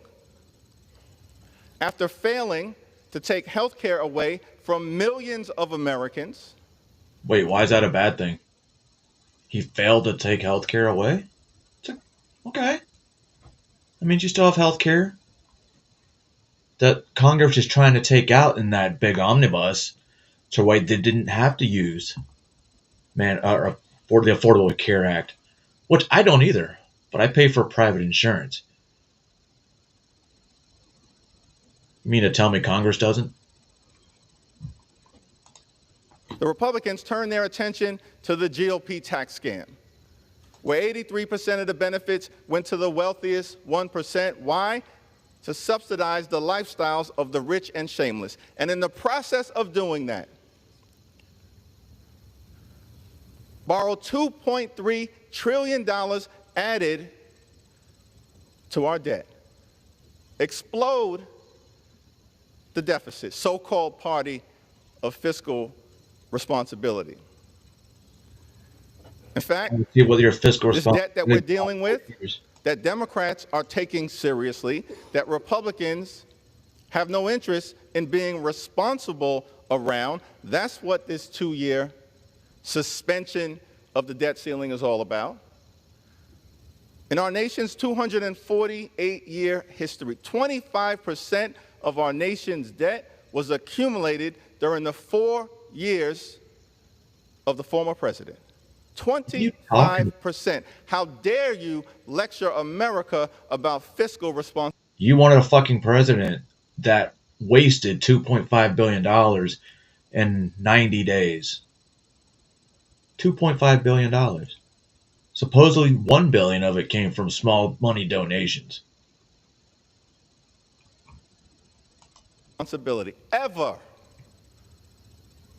And then President Biden comes to office, gets big things done for the American people on infrastructure, on the CHIPS and Science Act, standing up a clean energy economy, rescuing America from a once-in-a-century pandemic, gets all of these big things done, partnering with House Democrats and Senate Democrats.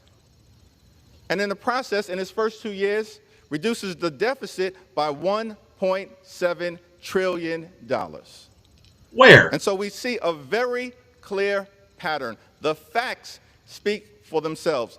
Democrats are the party of getting things done and fiscal responsibility. Republicans are the party of massive tax cuts for the wealthy, the well-off, and the well-connected, which bring us to this very moment. Because this bill is designed to set up the GOP tax scam 2.0.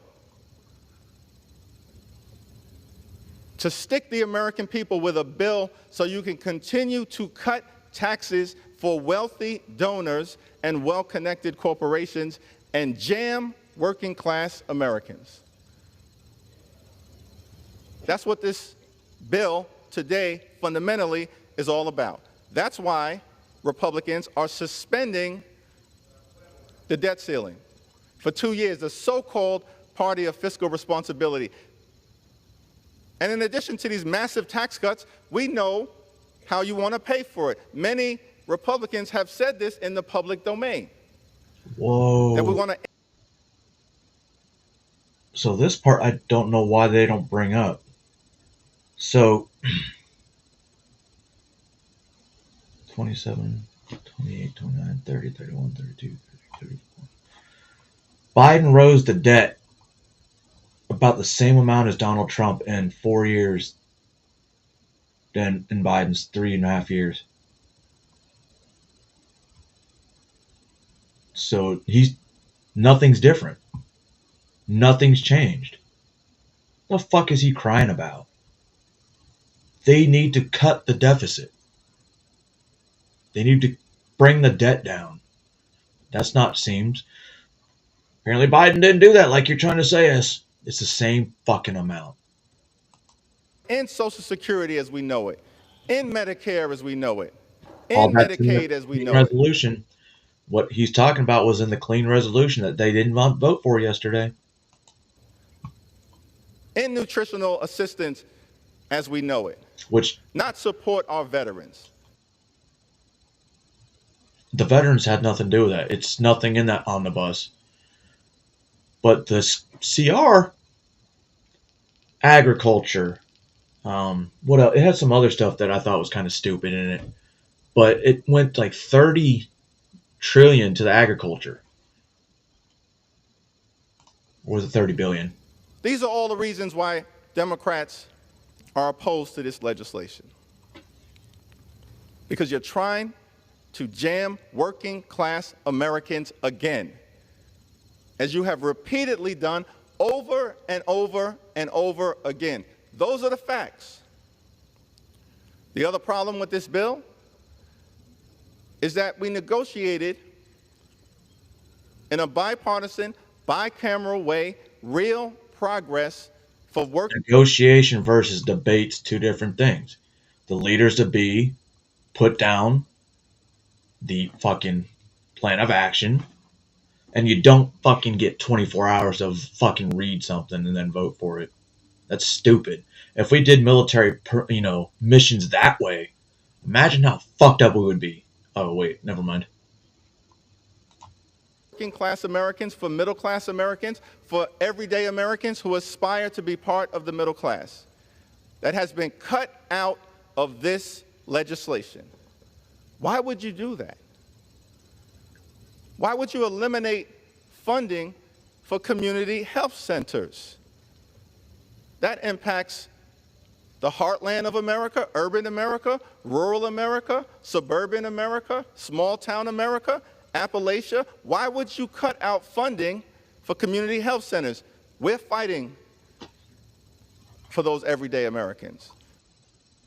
Community health centers. They're talking about gender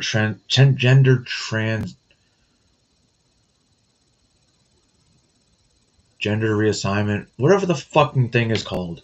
Transgender health awareness. That's what they mean by community health centers. That's why we're opposed to this legislation. Why would you cut funding for nutritional assistance for children in America, for seniors in America, for veterans in America? Why would you do that? What are you talking about? This bill cuts funding for nutritional assistance that had previously been agreed upon, and that's why we're opposed. Or is it because of the FDA and the shit they put in that food? Maybe they want to make it nutritional again. Is that your problem? Actual nutritional? Not the fucking sugar and the study of molasses? To this legislation. This legislation actually cuts a program that was designed to help children and their parents detect cancer.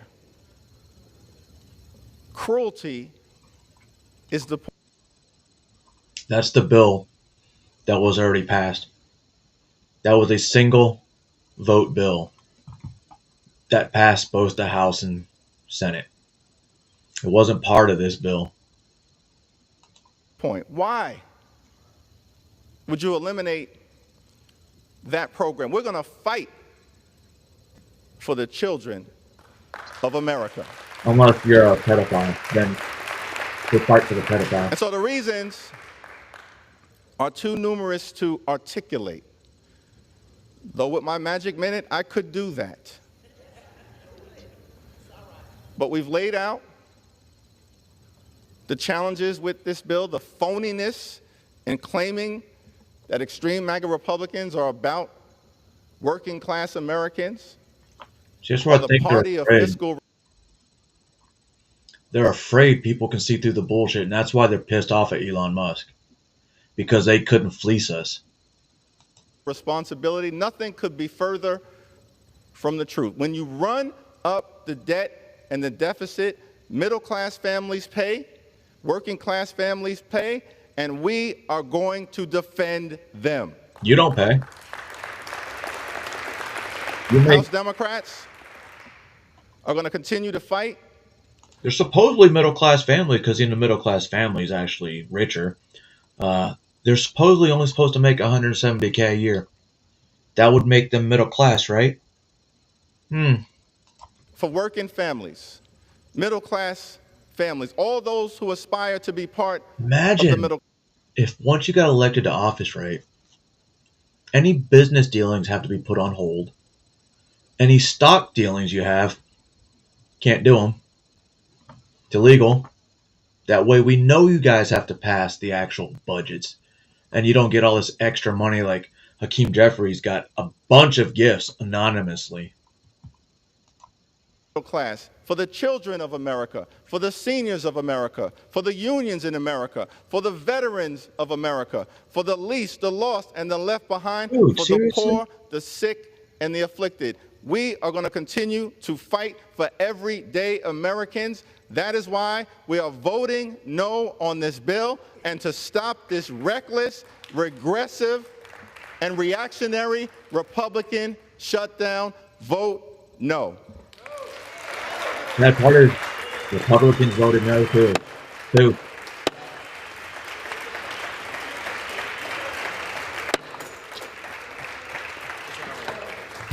The House will be in order.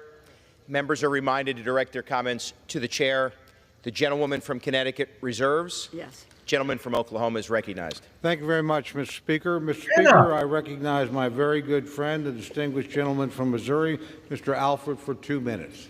The gentleman is recognized for 2 minutes. Thank you, Mr. Chair, and thank you, Mr. Speaker. I did not bring any fancy signs with me today. Those take hours to prepare, but I will tell you, if a shutdown occurs because we do not pass this continuing resolution today, it will not be a Republican shutdown. It will be a Democrat shutdown. And when it goes over to the Senate, it will be the Schumer shutdown. We'll suspend. The gentleman will suspend. The House will come to order. The gentleman from Missouri has the floor. The gentleman is recognized. Mr. Speaker, this is not about millionaires. This is not about billionaires. This is about our farmers. This is about our military getting the pay that they deserve through the Christmas and New Year's. People are saying that This it's is hurting about veterans and it's hurting active duty service members. It funds them. It's weird. Future of this nation. This continuing resolution, Mr. Speaker, before us, it is not a perfect solution, but this is a bridge that will allow us to continue the critical work of funding our troops, securing our border, supporting our farmers, caring for our veterans, and providing disaster relief for those in the Carolinas that we visited just last month, living in tents in freezing temperatures while illegal aliens are living at the Roosevelt Hotel in New York City. The gentleman will suspend. The House will be in order. Allow the gentleman to be heard. It is his time. The gentleman from Missouri is recognized. Mr. Speaker, Missouri has 87,000 farms. We are losing 1,000 farms in America each month. Our food security is national security, and the Democrats do not want to support our farmers because of the high inflationary costs that this administration has brought about and the low commodity prices.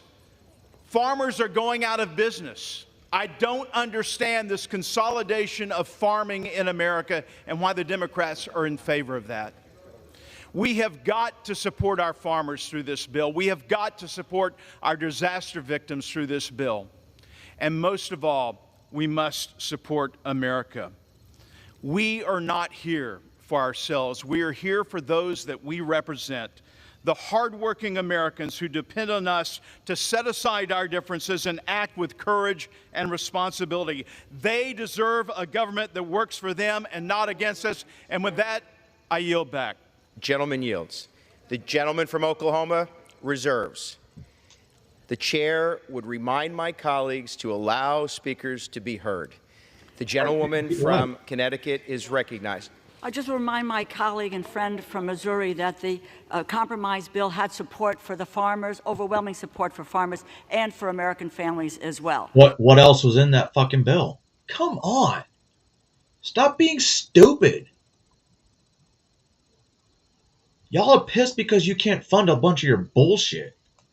At this time, I yield 3 minutes to the gentleman from Massachusetts, the distinguished ranking member of the Ways and Means Committee, Mr. Neal.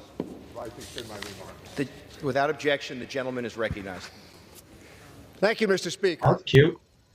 You're not speaking to the We speaker. are in favor of every request that you asked for.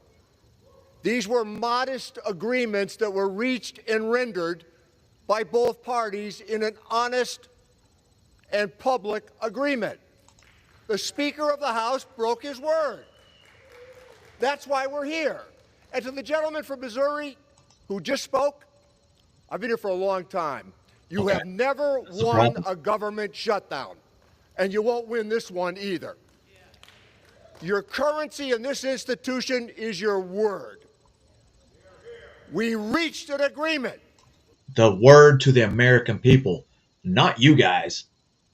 Their word is to the American people that had them elected, not you guys. We came to modest achievements. And a tweet changed all of it? Yeah. Can you imagine what the next Transparency. 2 years are going to be like if every time the Congress works its will and then there's a tweet? Or from an individual who has no official portfolio, who threatens members on the Republican side with a primary, and they succumb? Primaries happen all the time. He said they're going to get primaried out. Because the people are going to see who the fucking people are and be like, that's not what we should be doing. You're afraid that you're going to lose your fucking jobs for signing this bullshit. So you want to blame it on everyone else for that 1,500-page disaster. This institution has a separate responsibility based upon the separation of powers. Members of Congress don't serve under presidents of the United States. Right. It's called the national principle. I'm in favor of aid to North Carolina. I'm in support of aid to the farmers in Missouri. We come to the aid of the American family at moments like this, but you walked away from your word. You walked away from an agreement. That's what we're bothered by. A simple suggestion from the president-elect that you ought to abandon that principle, and this is what this is about. This is trying to raise the debt ceiling to disguise a big tax cut that they want to offer later on. In December of 2017, the TCJA was rendered, and my friends, particularly the ones that have been here for a while, you know what I'm about to say is true. You borrowed the money for a tax cut. $2.3 trillion for a tax cut for wealthy people. And when you see the distribution tables, you know who got what. We are trying to avert a government shutdown, but we're also trying to subscribe to the basic principle as outlined earlier. Serve the people. We reached an agreement. It was honorable.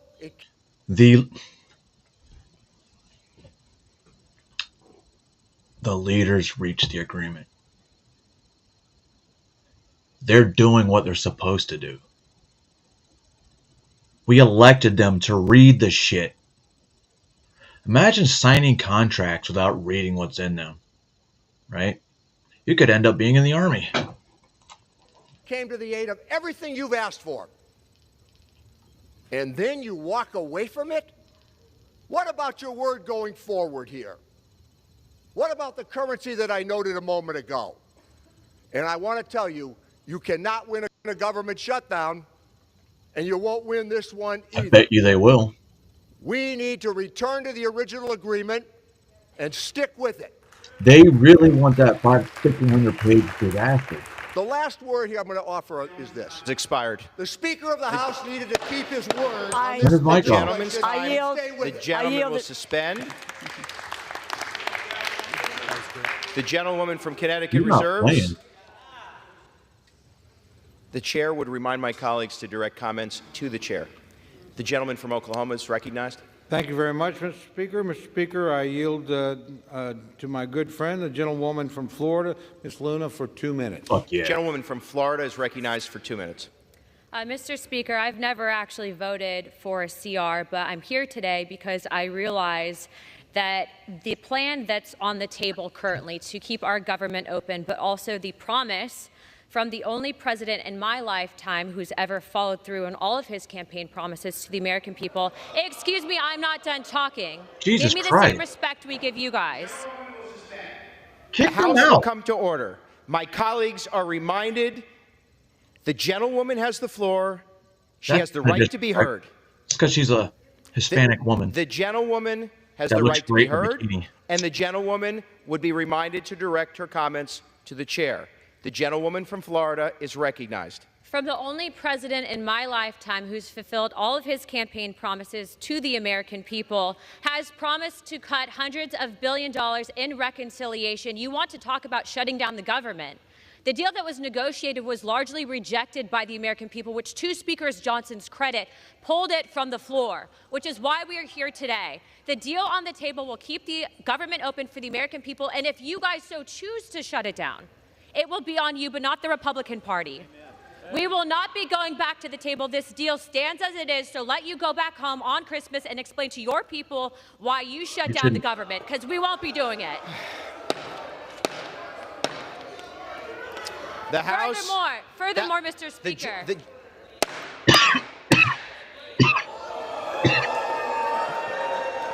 The House will be in order.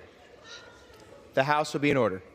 The gentlewoman is reminded to direct her comments to the chair. My colleagues are reminded to yield the floor to the gentlewoman from Florida.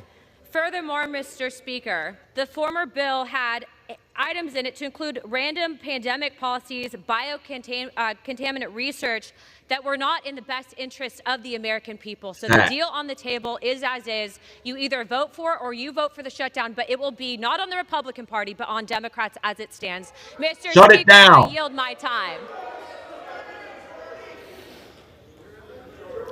Gentlewoman yields.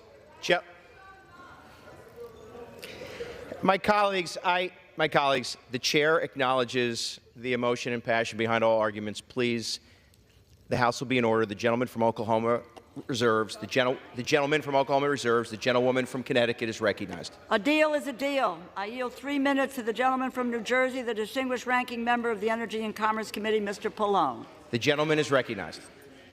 Thank you, Mr. Speaker. Have the Republicans forgotten that they're in the majority? The bill that was supposed to come up was posted and negotiated by the Republican Speaker. He posted it. He negotiated it.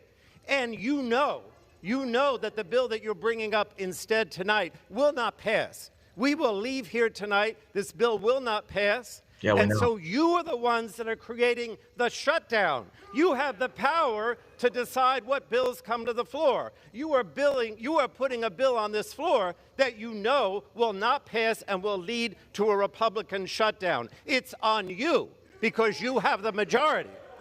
Now, I want to talk about this other bill that was supposed to come up and that you refused to bring up. This bill was negotiated because we realized, for one, in our committee, the Energy and Commerce Committee, that people were suffering, right? They were suffering from high drug prices because of pharmaceutical benefit plans, PBMs, right? And so we put in the bill on a bipartisan basis. Hakeem Jeffries owes tons of stock in Pfizer. A way of trying to bring prices down with PBM reform. We knew that consumers are being screwed all over the place, right? With shady things on website when they buy things, junk fees, all kinds of deceptive practices. So we put in on a bipartisan basis that we were going to get rid of junk fees, that we were going to get rid of deceptive practices, whether it went to a concert or a hotel or whatever it happened to be, because we cared on a bipartisan basis to try to bring prices down, to try to make things more fair for the consumer, for the American people. You took all that out. Why? Because a billionaire, Elon Musk, decided that we were going to act in favor, or the Republicans were supposed to act in favor of corporate interests, in favor of billionaires, in favor of special interests. That's what's going on They're here. so you mad that jettisoned Elon all the things that we tweeted worked that. on a bipartisan basis to try to bring They are prices big down, mad be fair to the American that a people, tweet protect out for all of America to see literally exposed them. Why did it take that? Why are they so mad? If Joe Biden's administration started off with, we're going to be completely transparent, and then 15 minutes later, they weren't transparent. This is the transparency that was needed. the consumer, protect the environment, protect safety, and instead you decide to simply go ahead with something that you know will not pass, that will shut the government down. Don't tell me this is on our watch. This is on your watch. Well, you're there too. Majority, you're responsible. This is not going to pass. The government's going to shut down, and the American people are going to suffer because of you as Republicans. I yield back.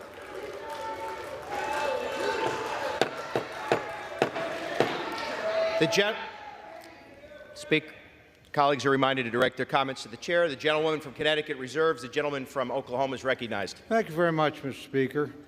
You know, we've had a lot of talk about what's not in this bill. Maybe we ought to talk a little bit about what's in this bill. It keeps the government open, which my friends say they want to do, and I think they're sincere in that. This does that. It provides relief to people in the various disaster areas around the country at an amount that they agree to, and we agree to, and we share that in common. It provides aid for farmers who suffered through several years of droughts and disaster and a systemic crisis that, as my friend from Missouri mentioned, is costing us farms. It extends important health care provisions into the next year. There's nothing in here you're against. There's not a single thing in this bill that you oppose. So if you can't vote for what you're for, please don't lecture us about what, if I had this and this and this, I'd vote for it. You vote no, you're voting to shut down the government. If you vote no, you're voting to deny aid to people with disaster. If you vote no, you're voting against helping American farmers and ranchers at a difficult time. And if you vote no, you're voting to strip important provisions that are being extended into next year. Why? Because you don't want to give the next president enough time to get organized. And you want to use the debt to leverage. The extension of the debt ceiling is what we've done for the last 2 years. It's what you supported 2 years ago. There's no change in that whatsoever. So if you want to fight other things and other battles, that's great. I welcome that debate. I think it's a legitimate debate. But you're voting against a bill that everything in it you support. Every single thing. And you're doing that for political purposes. So please don't lecture us about that. We present something that keeps the government open, that provides aid to people, that provides support for farmers, that extends important provisions, and you're not opposed to any of that, and yet you're going to oppose the bill. And if a government shutdown comes, and I sincerely hope it does not, please don't tell us that those of us that voted to keep the government open while you voted to let it close are somehow responsible. That's just not the case. So, you know, I have a rule as a legislator. I never vote against a bill because of what's not in it. I vote on the basis of the bill that comes here, and then I fight for the other things that I think are important. And extending a debt ceiling that we've done for 2 years in a bipartisan fashion so you can use it as leverage against a new president is something you ought to reconsider as a political tactic. With that, I reserve the balance of my time. Gentleman reserved. Gentleman reserves. Members are reminded to direct their comments to the chair. The gentlewoman from Connecticut is recognized. Mr. Speaker, I yield 1 minute to the gentleman from Florida, Mr. Moskowitz. The gentleman from Florida is recognized for 1 minute. Thank you, Mr. Speaker. You know, denial is not just a river in Egypt. Let's talk about the last 2 years. It was the Democrats who raised the debt ceiling, not the Republicans last time. Many of you voted against it. It was the Democrats who kept over the government, not once, not twice, but every single time we needed to keep the government open, it was the Democrats who kept the government open. More of us voted for it than you. And all I've heard for the last couple of weeks about it, this giant mandate, landslide, trifecta. Put on your big boy pants, pass your own bill. We're only here because you guys can't agree amongst yourselves. That's right. So hold on a second.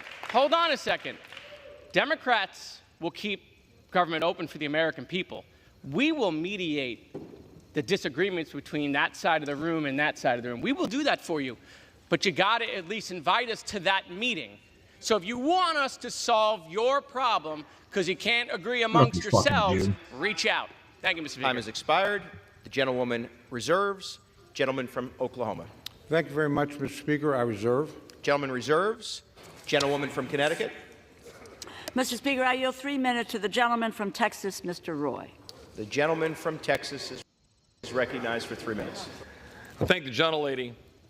When I ran for Congress in 2018, the debt was $21 trillion. I was just texting with my son back home in Austin, who I haven't seen in quite a long time because I'm here trying to fight for him.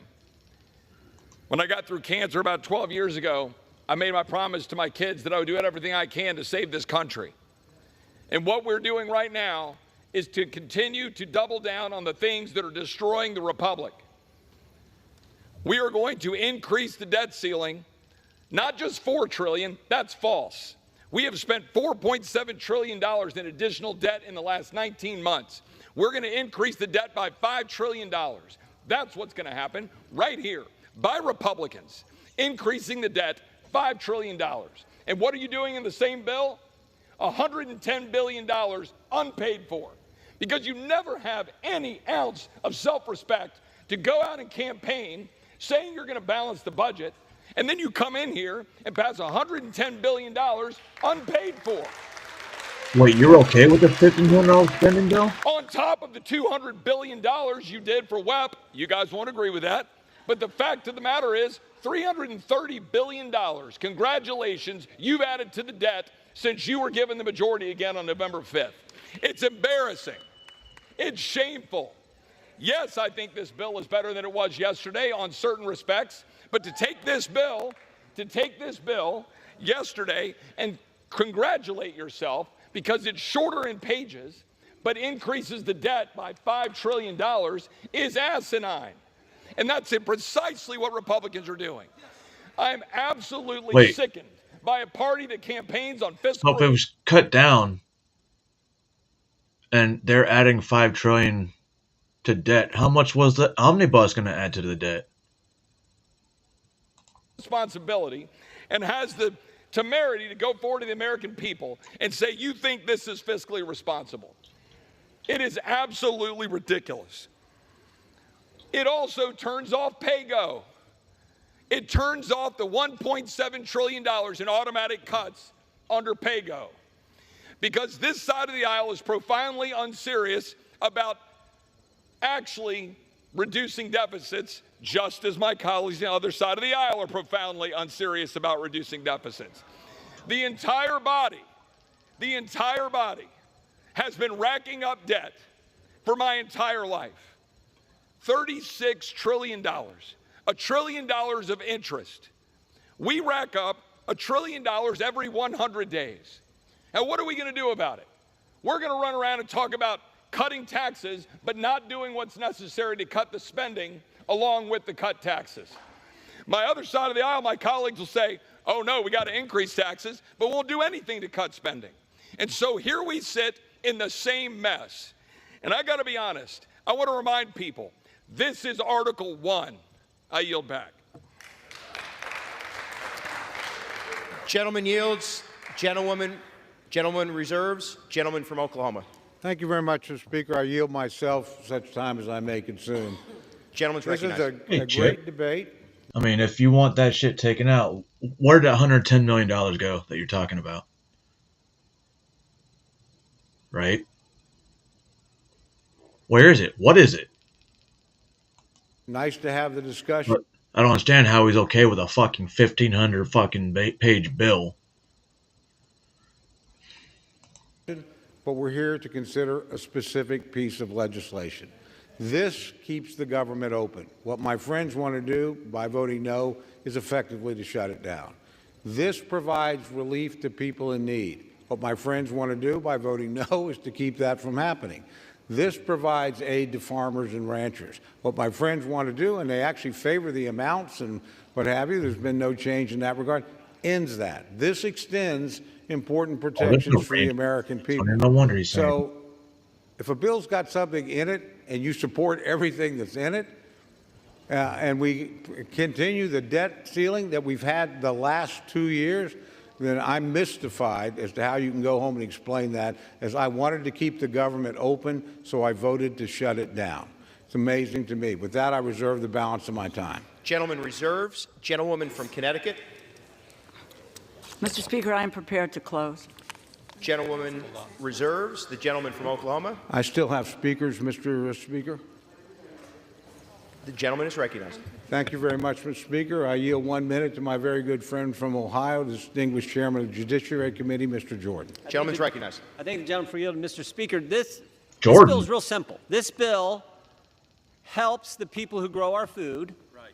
This bill helps people who were devastated by hurricanes this past fall. Right. And this bill funds the government at levels the Democrats agreed to. Right. To keep the government open over the holidays. Why the Democrats are opposed to this, I have no idea. I have no idea. So let's vote yes and spend at the levels everyone agreed to. And then in 3 months, we can have the debate and figure out where we're going from there. But this is a yes vote. I yield back. Gentleman yields. Gentleman reserves. Gentlewoman's recognized. I yield. Gentleman reserves. I yield 30 Gentlewoman's seconds recognized. to the gentleman from Tennessee, Mr. Cohen. Gentleman's recognized. Thank you. There are a lot of things in here that were taken out of the compromise bill that were good for the American people. And one of the things was dish payments, where you give money to hospitals to treat the least among us, the poorest people that need health care, and that was taken out of the bill. That's cruel, inhuman, and anti-Judeo-Christian. Oh, shut And that's the one of fuck the main reasons why I oppose this bill, because the hospitals that take care of those people are doing God's work, and they need to be given the monies they've been given in the past, a one-year extension, and you took that out. That's wrong. I oppose the bill. Thank you. Gentleman yields. Gentlewoman reserves. Yes. Gentleman from Oklahoma. Thank you very much, Mr. Speaker. I yield 1 minute to the distinguished gentleman, my good friend from New York, Mr. Lawler. Gentleman from New York is recognized. Thank you, Mr. Chairman. Mr. Speaker, we are approaching Christmas and Hanukkah. And Americans all across this country care about this debate. They care about the specifics. But what they won't understand is when you vote no to continue funding the government to provide the services that they rely on. This is a clean CR. If you don't like it because it doesn't have a whole list of ornaments on the Christmas tree, I'm sorry. But the fact is that we are keeping the government funded.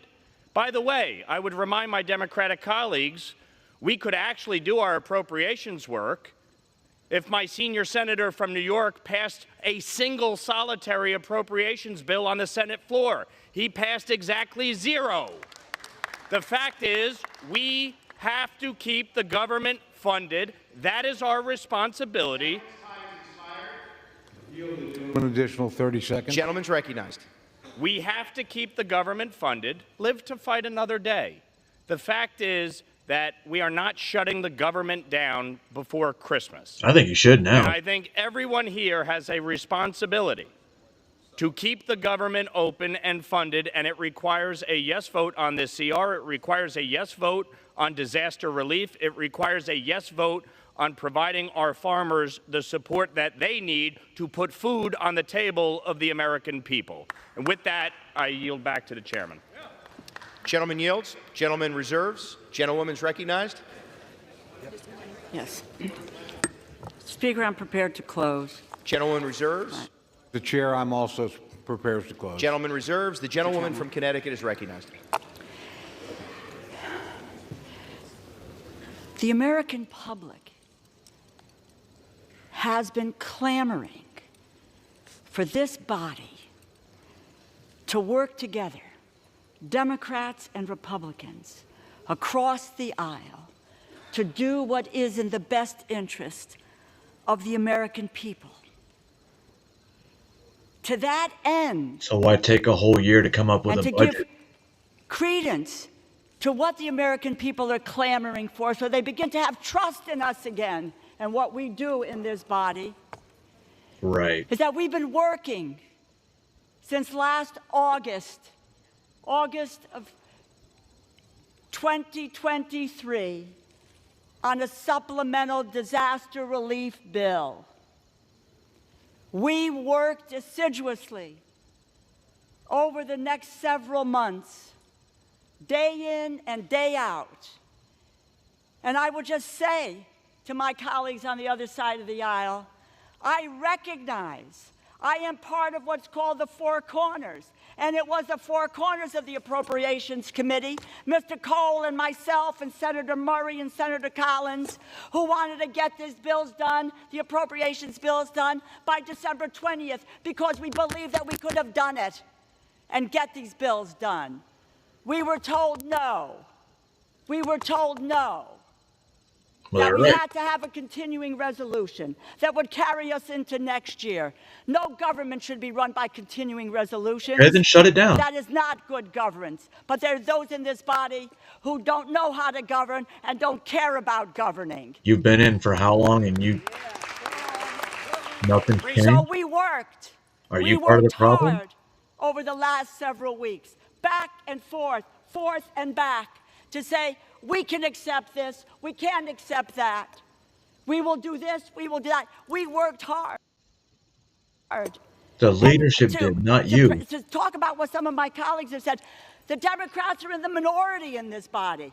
When you have the pen, which is what the Republicans have, they write the bill. They write the bill. They post the bill. They agreed on a bill. Who's they? And you know what? They got scared. Who's they that Because- agreed to the bill? President Musk told them, You President need to be Musk pulled from said, Congress for that comment. don't do it. Don't do it. Shut the government down. Musk Imagine. is not a What does he know about what people political go figure. through is when the government shuts down. Are his employees furloughed? Hell no. Is he furloughed? No. Or they're not And paid when for you by the shut government. down, people don't get paid. And maybe if none of us got paid, What if the people? government shut down, Welfare? some people on the other side of the aisle would feel differently. I'm about all where for we're it. going in this effort.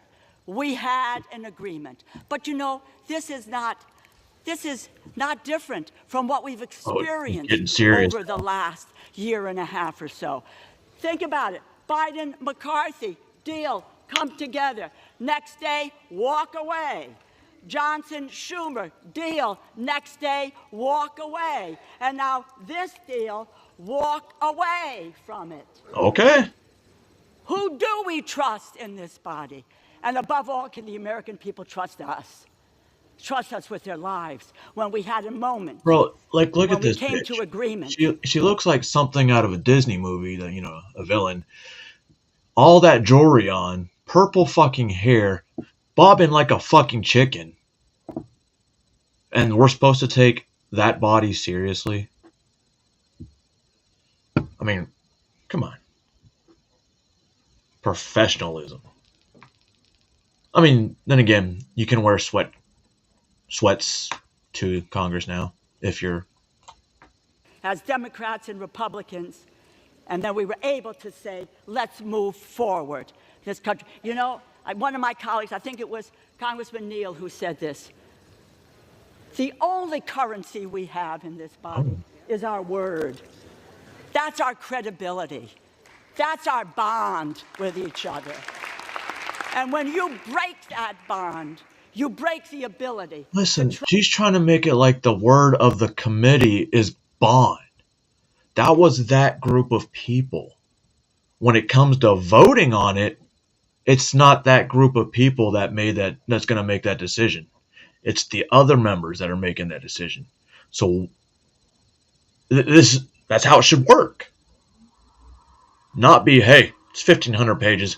We got you, dog. We took care of everything. Try to come together and be able to govern on behalf of the people of this country.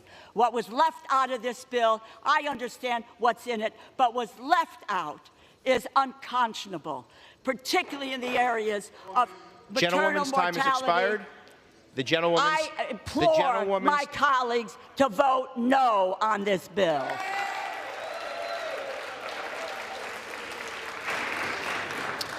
The gentlewoman yields. The gentleman from Oklahoma is recognized. Mr. Speaker, may I inquire how much time I have left? 1.5 minutes. Thank you very much, Mr. Speaker. I yield myself the balance of my time. Gentleman's recognized. It's been an interesting debate. It's been a good debate. It's been a lot of interesting points made. But the fact is, there's nothing in this legislation that you oppose. You don't oppose keeping the government open. This keeps it open until March 14th. We're going to be voting for that in overwhelming numbers. You support aid to people in distress. This bill does that. You're going to be voting no. We're going to be voting yes. We think the rural economy is in crisis. There's important aid in here for it. Aid, you support it. We're going to be voting for it. You're going to be voting against it. That's just the facts. You consider legislation one piece at a time. There's not a single thing in here that you oppose, except maybe the debt limit extension, which is the same debt limit extension you supported 2 years ago. So I urge my colleagues to vote yes and keep the government open, help people in need, help the rural economy, and let us move forward with our work. With that, Mr. Speaker, I urge passage of the bill and yield back. Gentleman yields. The question is, will the House suspend the rules and pass the bill, H.R. 10515? Those in favor say aye. And? Oh, still not yet. Oh, there's some no votes from yesterday. So, 172 Republicans voted for this bill, the continuing resolution. 2 Democrats for a total of 174. 38 Republicans voted against this bill. Curious why. Because this was definitely one supported by Trump. But, you know, Chip may be right. But what's that $110 million? I'm going to have to go look for that. However, anybody that supported that 1,500 fucking page bill, you're the problem. And that's what the Democrats want to do. They were like, well, it's either that or nothing. Kind of like the Republicans are, well, it's that or nothing. And now there's supposedly a plan C from Speaker Johnson, but who knows? Still got to vote for it, and they do what they want, not what the people want. Which is, you know, excuse me. Wow. Anyway, I'm not telling y'all how to think. I'm just telling y'all to think. That's our government for today and yesterday and possible futures. So a lot of this pertains to everybody. So believe it or not. Especially in whatever. But this isn't important. Because I'm not telling you how to think. I'm just telling you to think. And important things don't matter. Wait. Yes, they do. To me, they do.